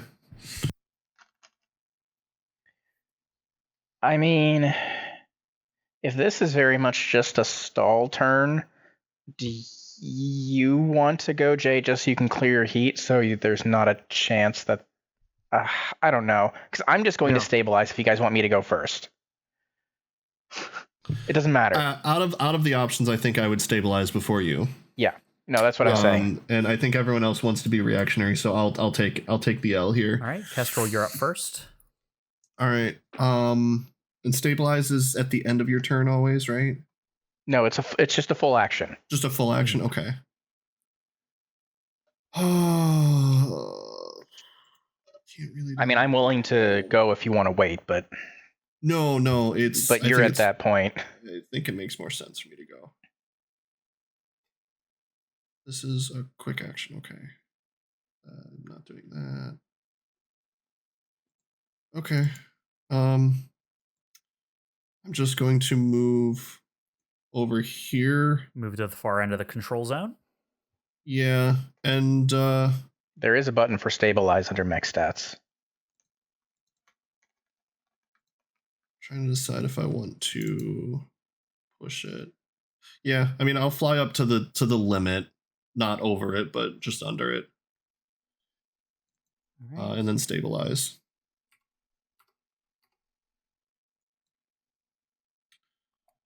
All right, Kestrel, you just fly as high up as you can in the air. Before we resolve that, let me just check something real quick here, because I didn't check with the rules for control. I assume you're still in the zone, but I don't know if the zone has a top to it. That's what I was wondering, right? This is my question from before, not even like mech battle, but I just assumed when you said that was the same. Yeah, let me double check that, because I have not run a control fight for you guys before. Missions.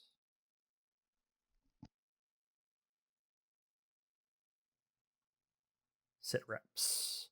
Control.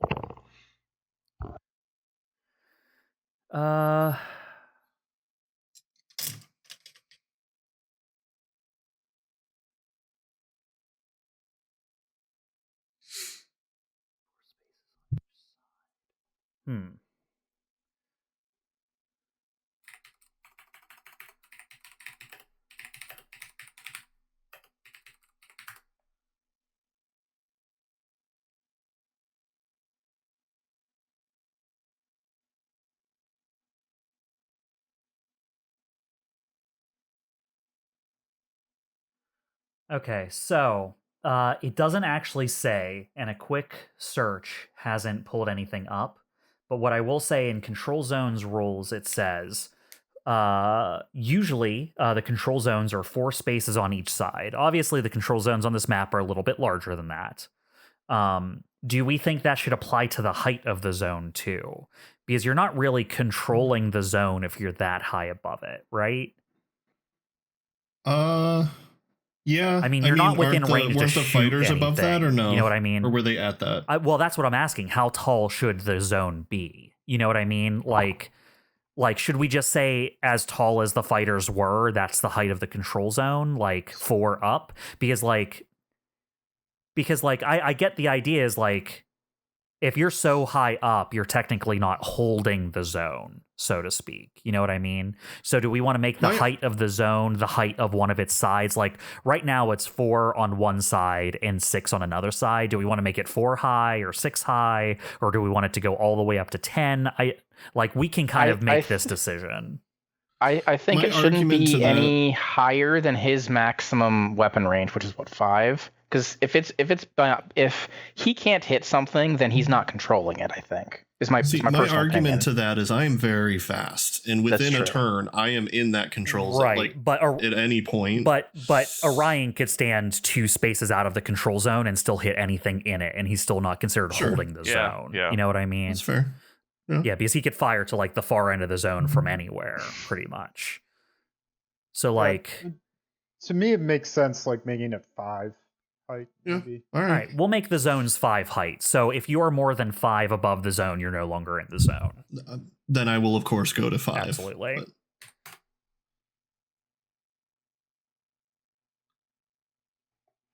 It's one of those weird situations where 3 of us are never going to be able to do that. Yeah. All right, Kestrel, you've lost your heat then? Yes, I've cleared my heat. Oh, I need to put that in the logger. And then you'll get... I am invisible. But then you'll get 1 heat back at the end of the round, right? Or at the end of the turn from flying? Yeah, I believe so. Okay, cool. So I'm just going to set it to 1.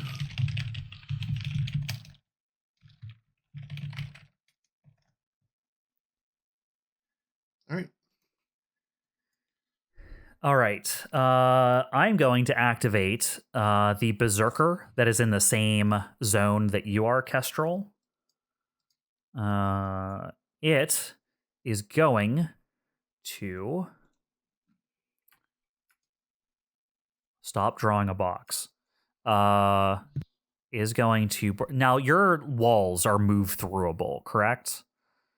Yes, but I'll post it. There's something about not ending their turn in the wall itself. I'll post it. 1 second. This guy's going to jump over the wall. That did not do what I wanted.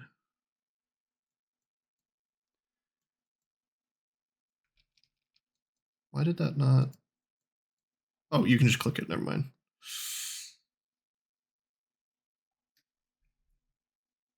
You can click it?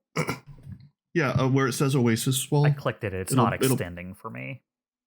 Oh, extended for me. I have the thing pulled up in CompCon here. So, characters, doesn't count as a structure. You may pass through it. You cannot end your turn inside of it, and any character that would be moved inside of it stops moving, and if they would end their turn inside of it.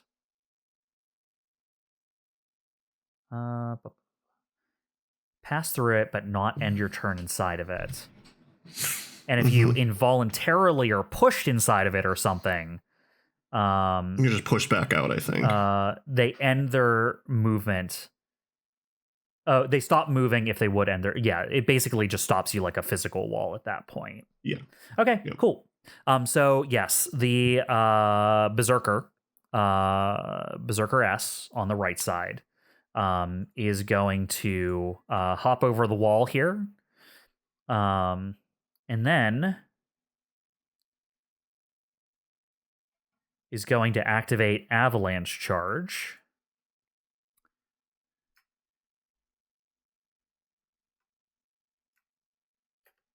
to launch himself at Orion and swing his chain axe. Cool. Interesting.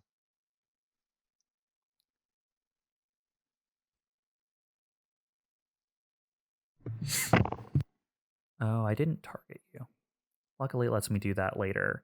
The cover won't affect a melee attack from adjacent, right? I don't believe so. Yeah, I didn't think so. All right. 16 will hit. Cool. I take 6.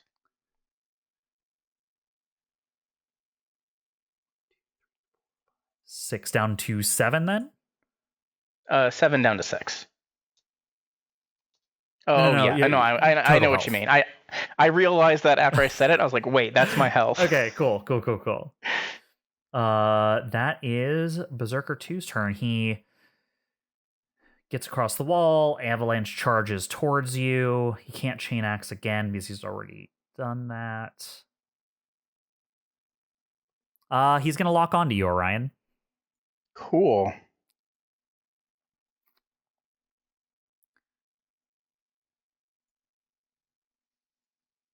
All right, that's the Berserker. It's back to your side.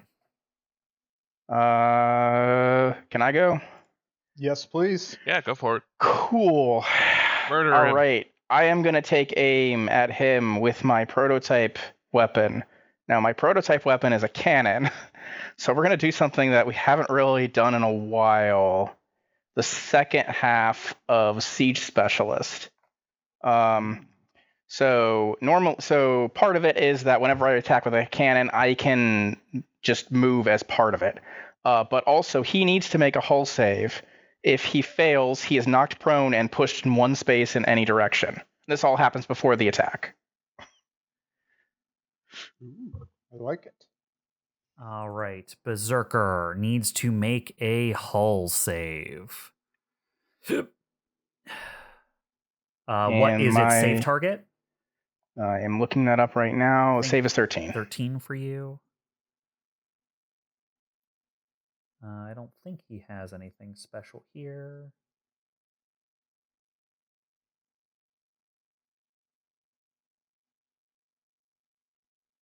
Nope. Okay. 13, so he will succeed. All right. Well, I still move. I'm going to, I guess, so... You can't end your turn. You can. Yeah, okay. You cannot end your turn, but you can move through it until the end of your turn, as long as you, yeah. So I'm going to move back here out of his range. Sure. And then fire my my cannon. And 12. A 12 will hit the Berserker. Okay. And he takes an additional 1d6 energy damage because it's the first attack while I'm in the danger zone. Additional 1, so he takes 9 damage. He has Stampede defense, which means he will have resistance to all of this. Okay. So I hate to bring this up, but it is characters next to the wall. It doesn't specify friendlies or enemies. So he has cover, I think, and also resistance to energy. Well, I mean, he has resistance, so it's not double resistance. But okay. I don't know how that works, but I'm because it specifically just says characters next to the wall. Yeah, it still just creates a zone. Yeah, I would argue if you're in, skirmish range with him or whatever, then maybe it wouldn't matter. But since you moved away, it probably does. Yeah, you're still firing ranged on him. It wouldn't matter because I would still roll difficulty because in engagement, ranged attacks have disadvantage. No, sure. But this is full cover though, right? Yeah. All right.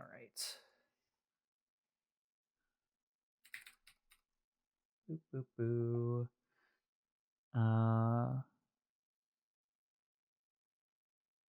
So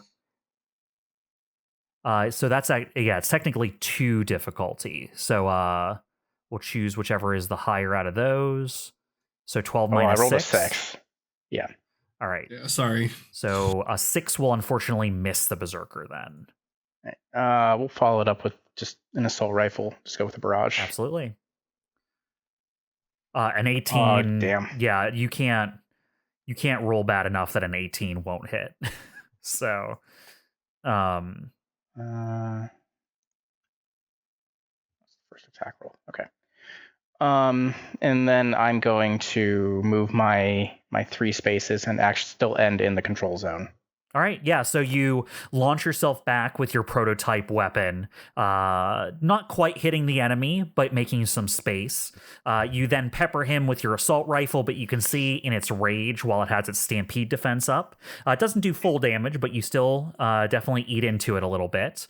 And then, yeah, you're able to make your way around it and keep capping control zone 4. Hoping to push it out of the control zone.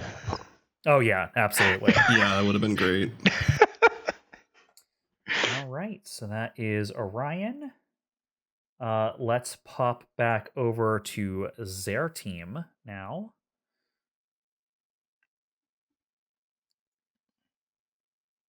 I think I'm gonna...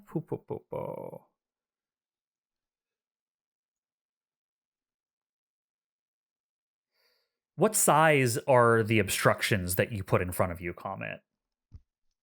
Size 2. Size 2. It's one size 2 obstruction. Yeah. Gotcha. That is good to know. It's one big toilet. One big toilet in front of you. It looks real to sensors. Yes.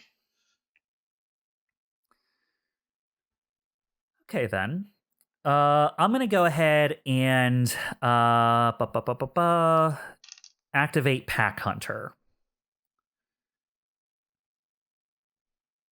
Okay. Pack Hunter is going to move into the zone.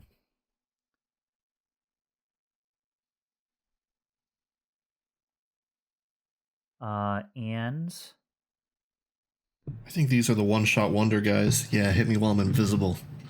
Feel the pain that I felt while playing rock. Wow. Don't encourage him. He is going to make a barrage on you. The first attack is, let me target you here, is going to be his heavy assault rifle. You are oh, cool. It already checked off the invisible bit. Let's see. Everything looks good there. 15 looks like it will miss. It rolled on the invisibility, so it automatically misses. It does. It rolls its invisibility backwards from us, but it did. If you open it up, it shows you. Yeah, I see that. Yeah, it rolled a 1. Invisibility. I like the little ghost icon. So it does it hit on a 1, 2, or 3, I think, because it rolls like a special die because it rolled an H for hit. I think, like it rolls hit or miss. I wish it could show me what, because it's rolling one custom die. It's 1D coin, heads or tails. Oh, is what the H okay, is. okay. Yeah, because what's your evasion? Like 17. 16. Is it like 17 or is it 17? 16 is like 17. Okay. 16. Yeah. So I think it rolled a hit. Like his head's hit for this? I guess it is. So it rolled a hit, but the 15 is not enough to hit you. It will be reliable 3, though.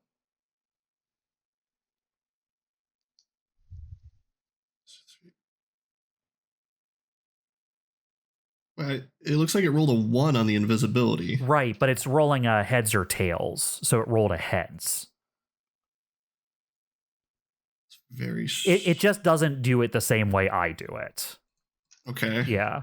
All right. Like I'm not going to reprogram this to use, because I roll a 1d6 on a 3, 4. How it does it in the book is different than how we've been doing it. Yeah, I'm trying to read its thing too, but it looks like either way it misses and it gets the reliability. Oh, because it's 0 or 1. It's 0 or 1. That makes more sense. Yeah. Okay. I have a thing. So you take 3 from that, right? Yeah. Okay. Which I will in a moment, but I think I can... Oh no, reliable doesn't count as hitting me with a range attack. No, it still missed you. So I can't return fire. Okay, but I could. You can still use the thing from miss. Yeah. Which, sure. Okay. I'll move that space to. That doesn't trigger my invisibility again, does it?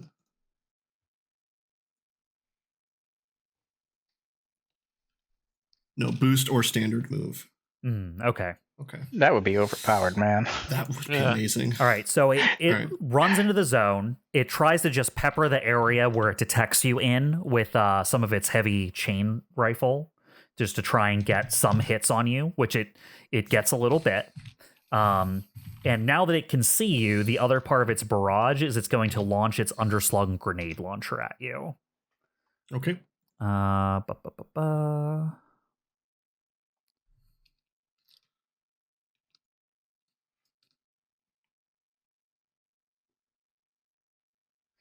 20. So 18 plus 2. All right, that will hit for 6 explosive damage.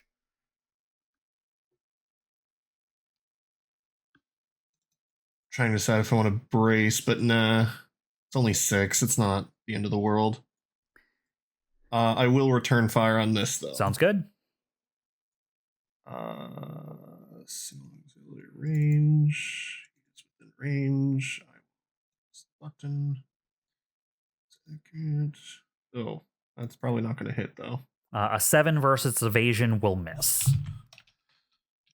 All right, so it launches itself into the zone, flushes you out with the heavy assault rifle, and then follows up with an underslung grenade. This guy ain't messing. Yep. All right. I believe that is him for the round.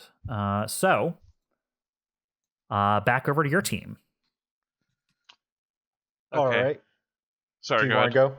Well, I wouldn't mind just having... So, I'm kind of at a loss. I was hoping that either of these two mechs that are next to me were going to act before my turn. I guess, Todd, what were you thinking about doing? You can go ahead if you're ready. I don't know what I want to do. That's the problem. Like, I kind of want to clear clear range of the pack hunter, Todd. Sensor range. Yes. Can you move him? Can you move him up one? That's kind of what I was planning, but I could do that next turn if you want to go. Well, maybe the Berserker would be an easier target to hit, though. I don't know. Maybe you can do both. I don't know. Well, we can see. I don't think the Berserker's worth it because almost certainly the Silent Killer is going to take control of Zone 1. Not your Berserker. Yeah, the the other Berserker. Sorry. Forgot there were 2. I'm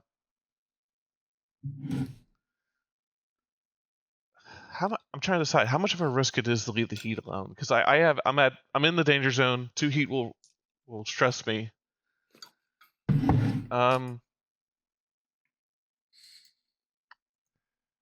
I think, yeah, okay, I've decided what I'm going to do. I'm going to clear my heat, and then I'm also going to activate my core power, because like I know I'm going to get thrashed soon. So I just want to get ready for anything that comes, I think. Okay. So maybe I will go, because Todd's just going to move the 1 Berserker, so we can get an extra point. Let me do that. Or both. Or both, yeah, that's true. Okay. So I'm going to stabilize to clear my heat. So I guess I just do that. And then I'm also going to activate my core power, which is basically Tormentor Spikes or Morningstar Protocol, where resistance to all damage within range 3. And my Pokebits do 3 armor piercing instead of 1. Gotcha. I think they have threat 3, don't they? They have increased threat range? I don't believe it. No, it's not the spikes. The resistance is range 3. Spikes, okay. But the spikes were always threat 3 to begin with. That didn't change. Okay, that's what I was confused with. Confused, yeah. Okay, so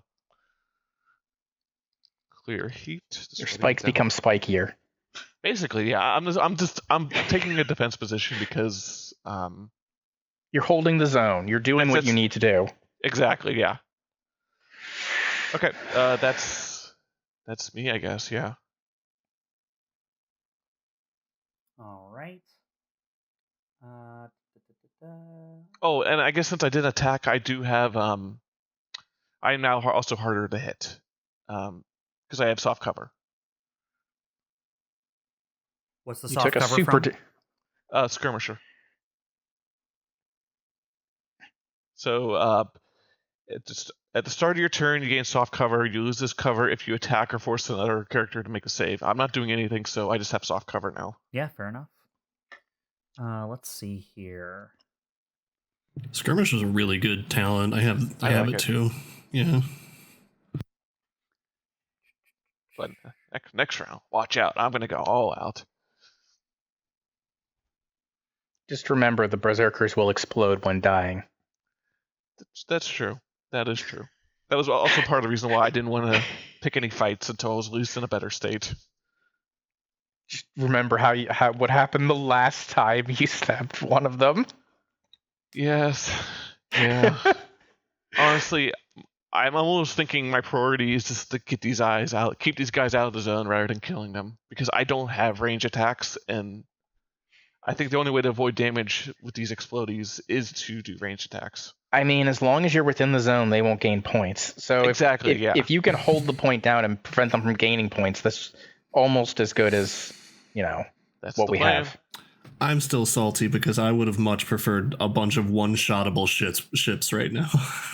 Well, lucky for you, that's going to happen next round. So I have found an odd interaction here. Go on. So, Chimera, your turn is over? I've done everything I can, yes. Okay. I think I'm going to activate Silent Killer 1 here. Now, the weird part is...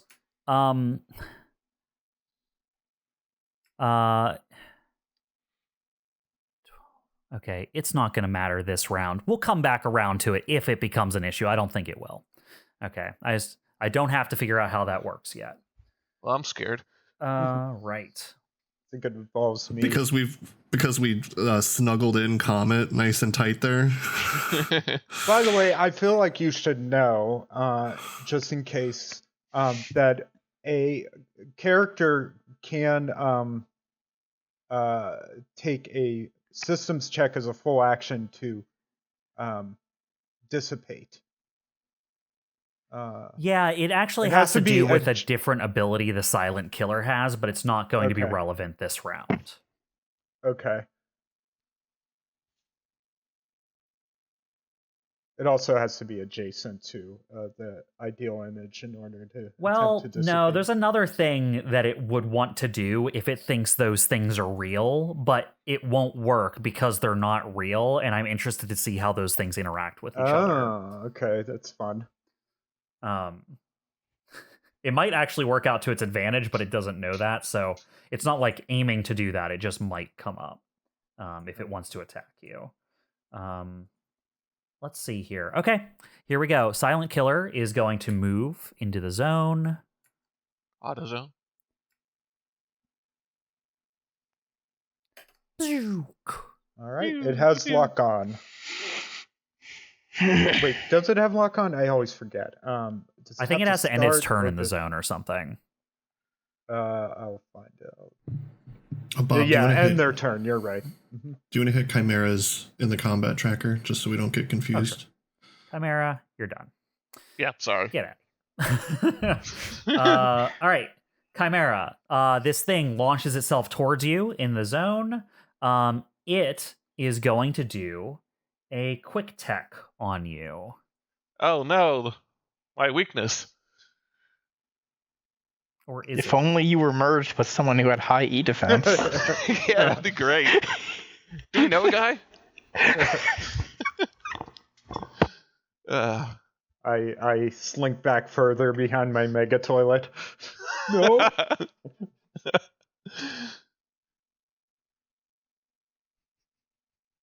It's a sentence I didn't think I'd hear today. I look forward to your jockeying in the future. Yeah. He's like watching you run into like all these silent killers and everything. He's like, I don't know if I look forward to it. Oh, so it just forces you It just forces you to do an engineering save.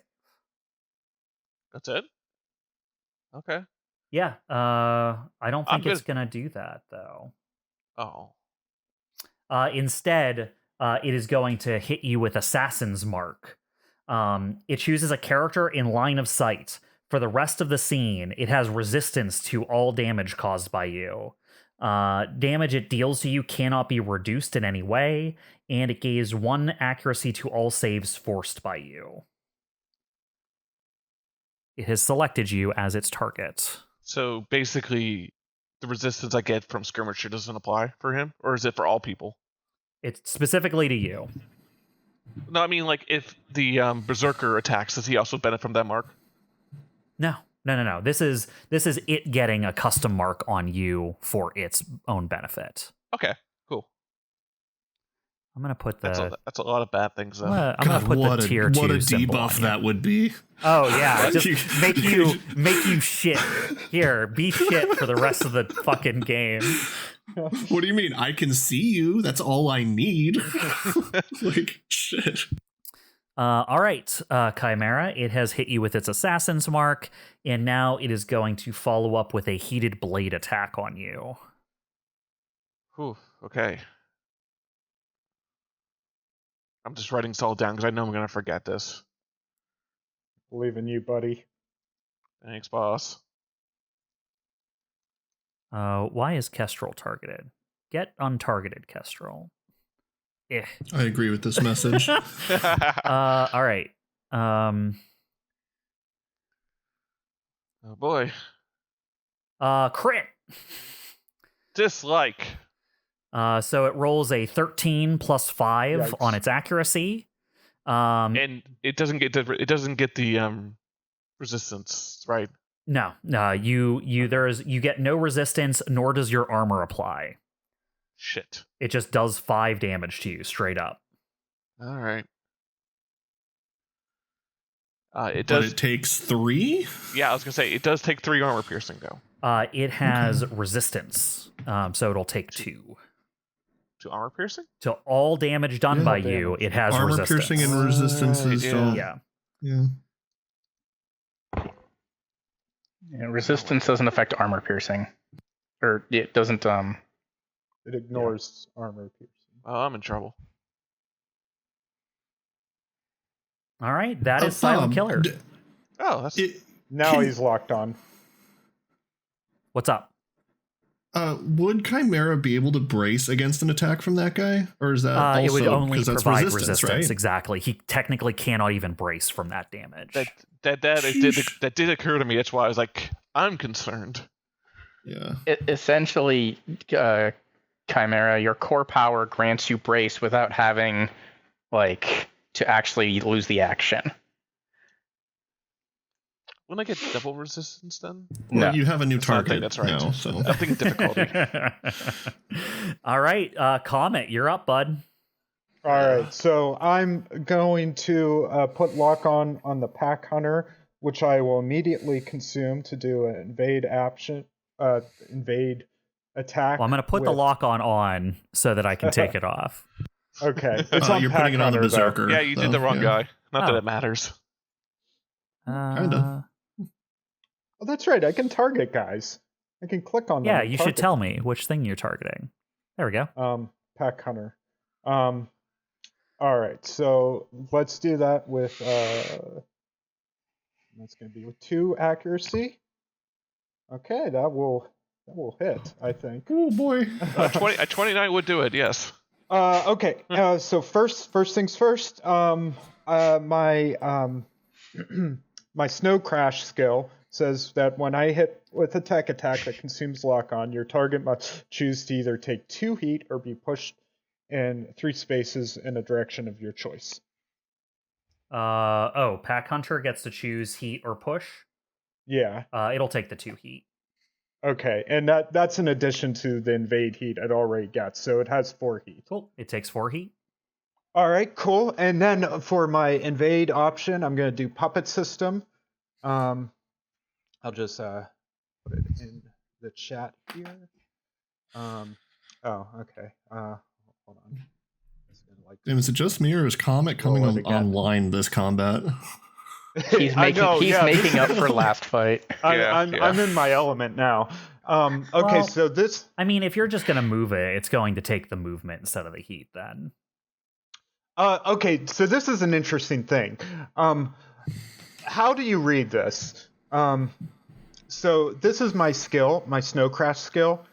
Can I do this before I choose my invade option? I assume when you invade, you're invading with the thing. So like you're invading with puppet system, right? Yeah. Okay, fair enough. So yeah, if he wants to move, then yeah, he's just gonna take all the movement instead of the heat then. Okay. Well, that's good because maybe I can get him like out of range of control zone. So move him 3 spaces. I always have the wrong thing selected. 3. Damn it. Okay, 3 spaces, kind of north, east, and then the puppet system. What's his speed? His speed is 4. Move him back here behind this building. Sounds good. All right, cool. He does still take the 2 heat just from being invaded, but he doesn't take the additional 2 heat. Now I'm going to overcharge. Oh boy. Okay, that brings me up to 3 heat. What's your max? 5. Oh, wow.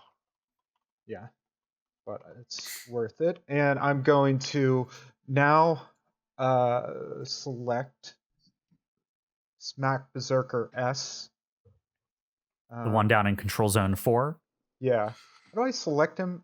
Like I did it before, but I don't know how. That's fine. I know he's the one you're targeting. Okay. I think you double right click, I think. Yeah. Double right click. Yeah, you're right. Okay. I was just curious. And also do puppet system against him with accuracy. All right. Not consuming lock on, so he doesn't have to do that thing before. So I assume that hits his defense. Well, I think it. Oh, did it not have lock on at all? It just didn't have lock on. It didn't have lock on. Okay. Yeah. Yeah. All right, and let's move it.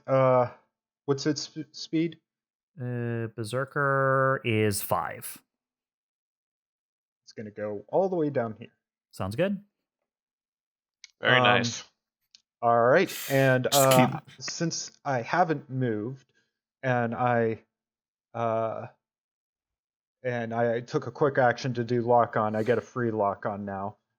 So I'll put lock on Smack Berserker S.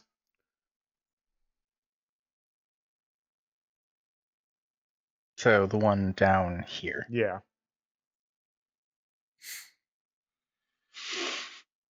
All right. Anything else? Comment. That's it. That's all I can do. All right. Good turn. Comet, you're good there. Now it is the Berserker's turn.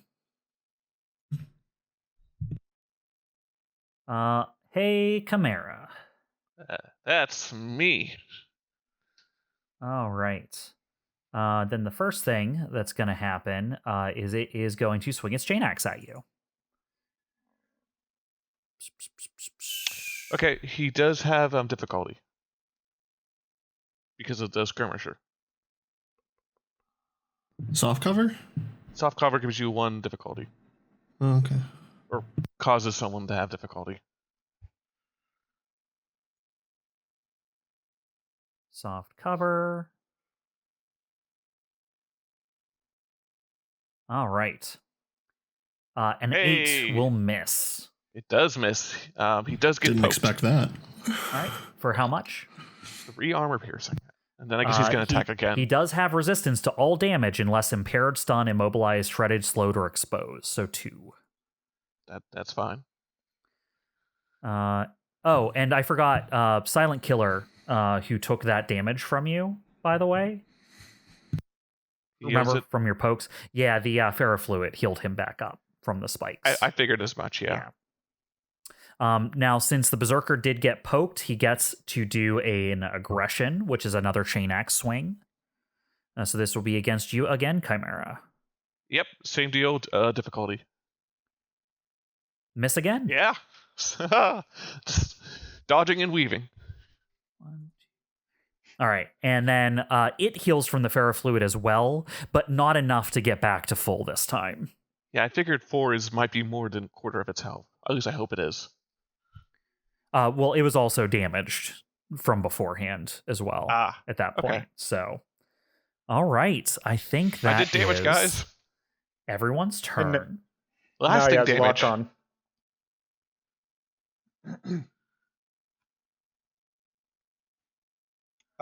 Also, since Silent Killer is in the simulacrum now, can I get some info about him? Yeah, tell me what you want. Okay, let me get the full spread, like his evasion, e-defense.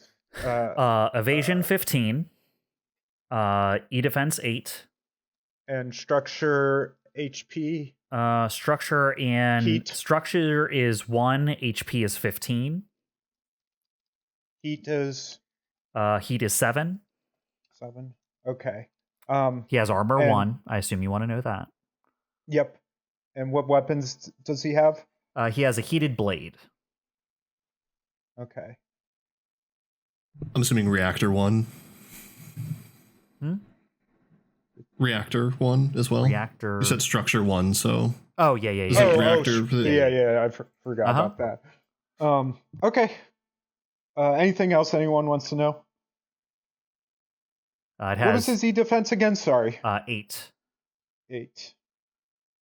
It has the regenerator tag, assassin's mark, heated blade. It can leap a long distance. Cool. So you're saying these that these are things you guys saw the last time you can't fought miss. It actually has done its full suite of abilities the last time you fought it. So you've seen everything it can do already. Yeah, mainly just interested in like its HP and heat and e-defense. All right. Well, that is the end of this round. So we're moving into the beginning of round 4. Let's tally up points for this round.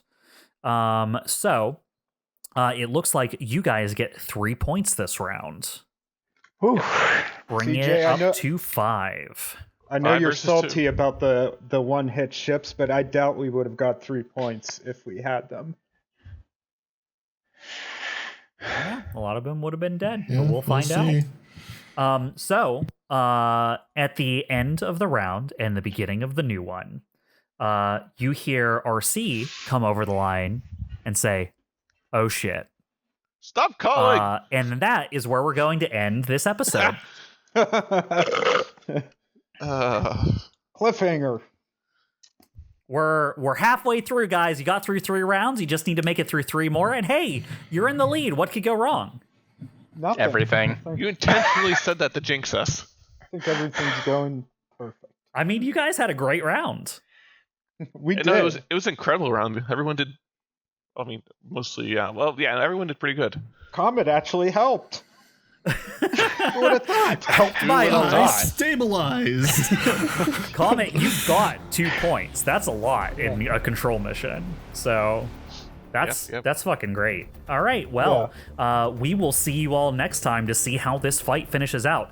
Can the DBC crew hold this point and make the invasion for the Pirate Alliance a little bit easier? We'll see you next time. See ya. Bye-bye. Yep. Bye. See ya.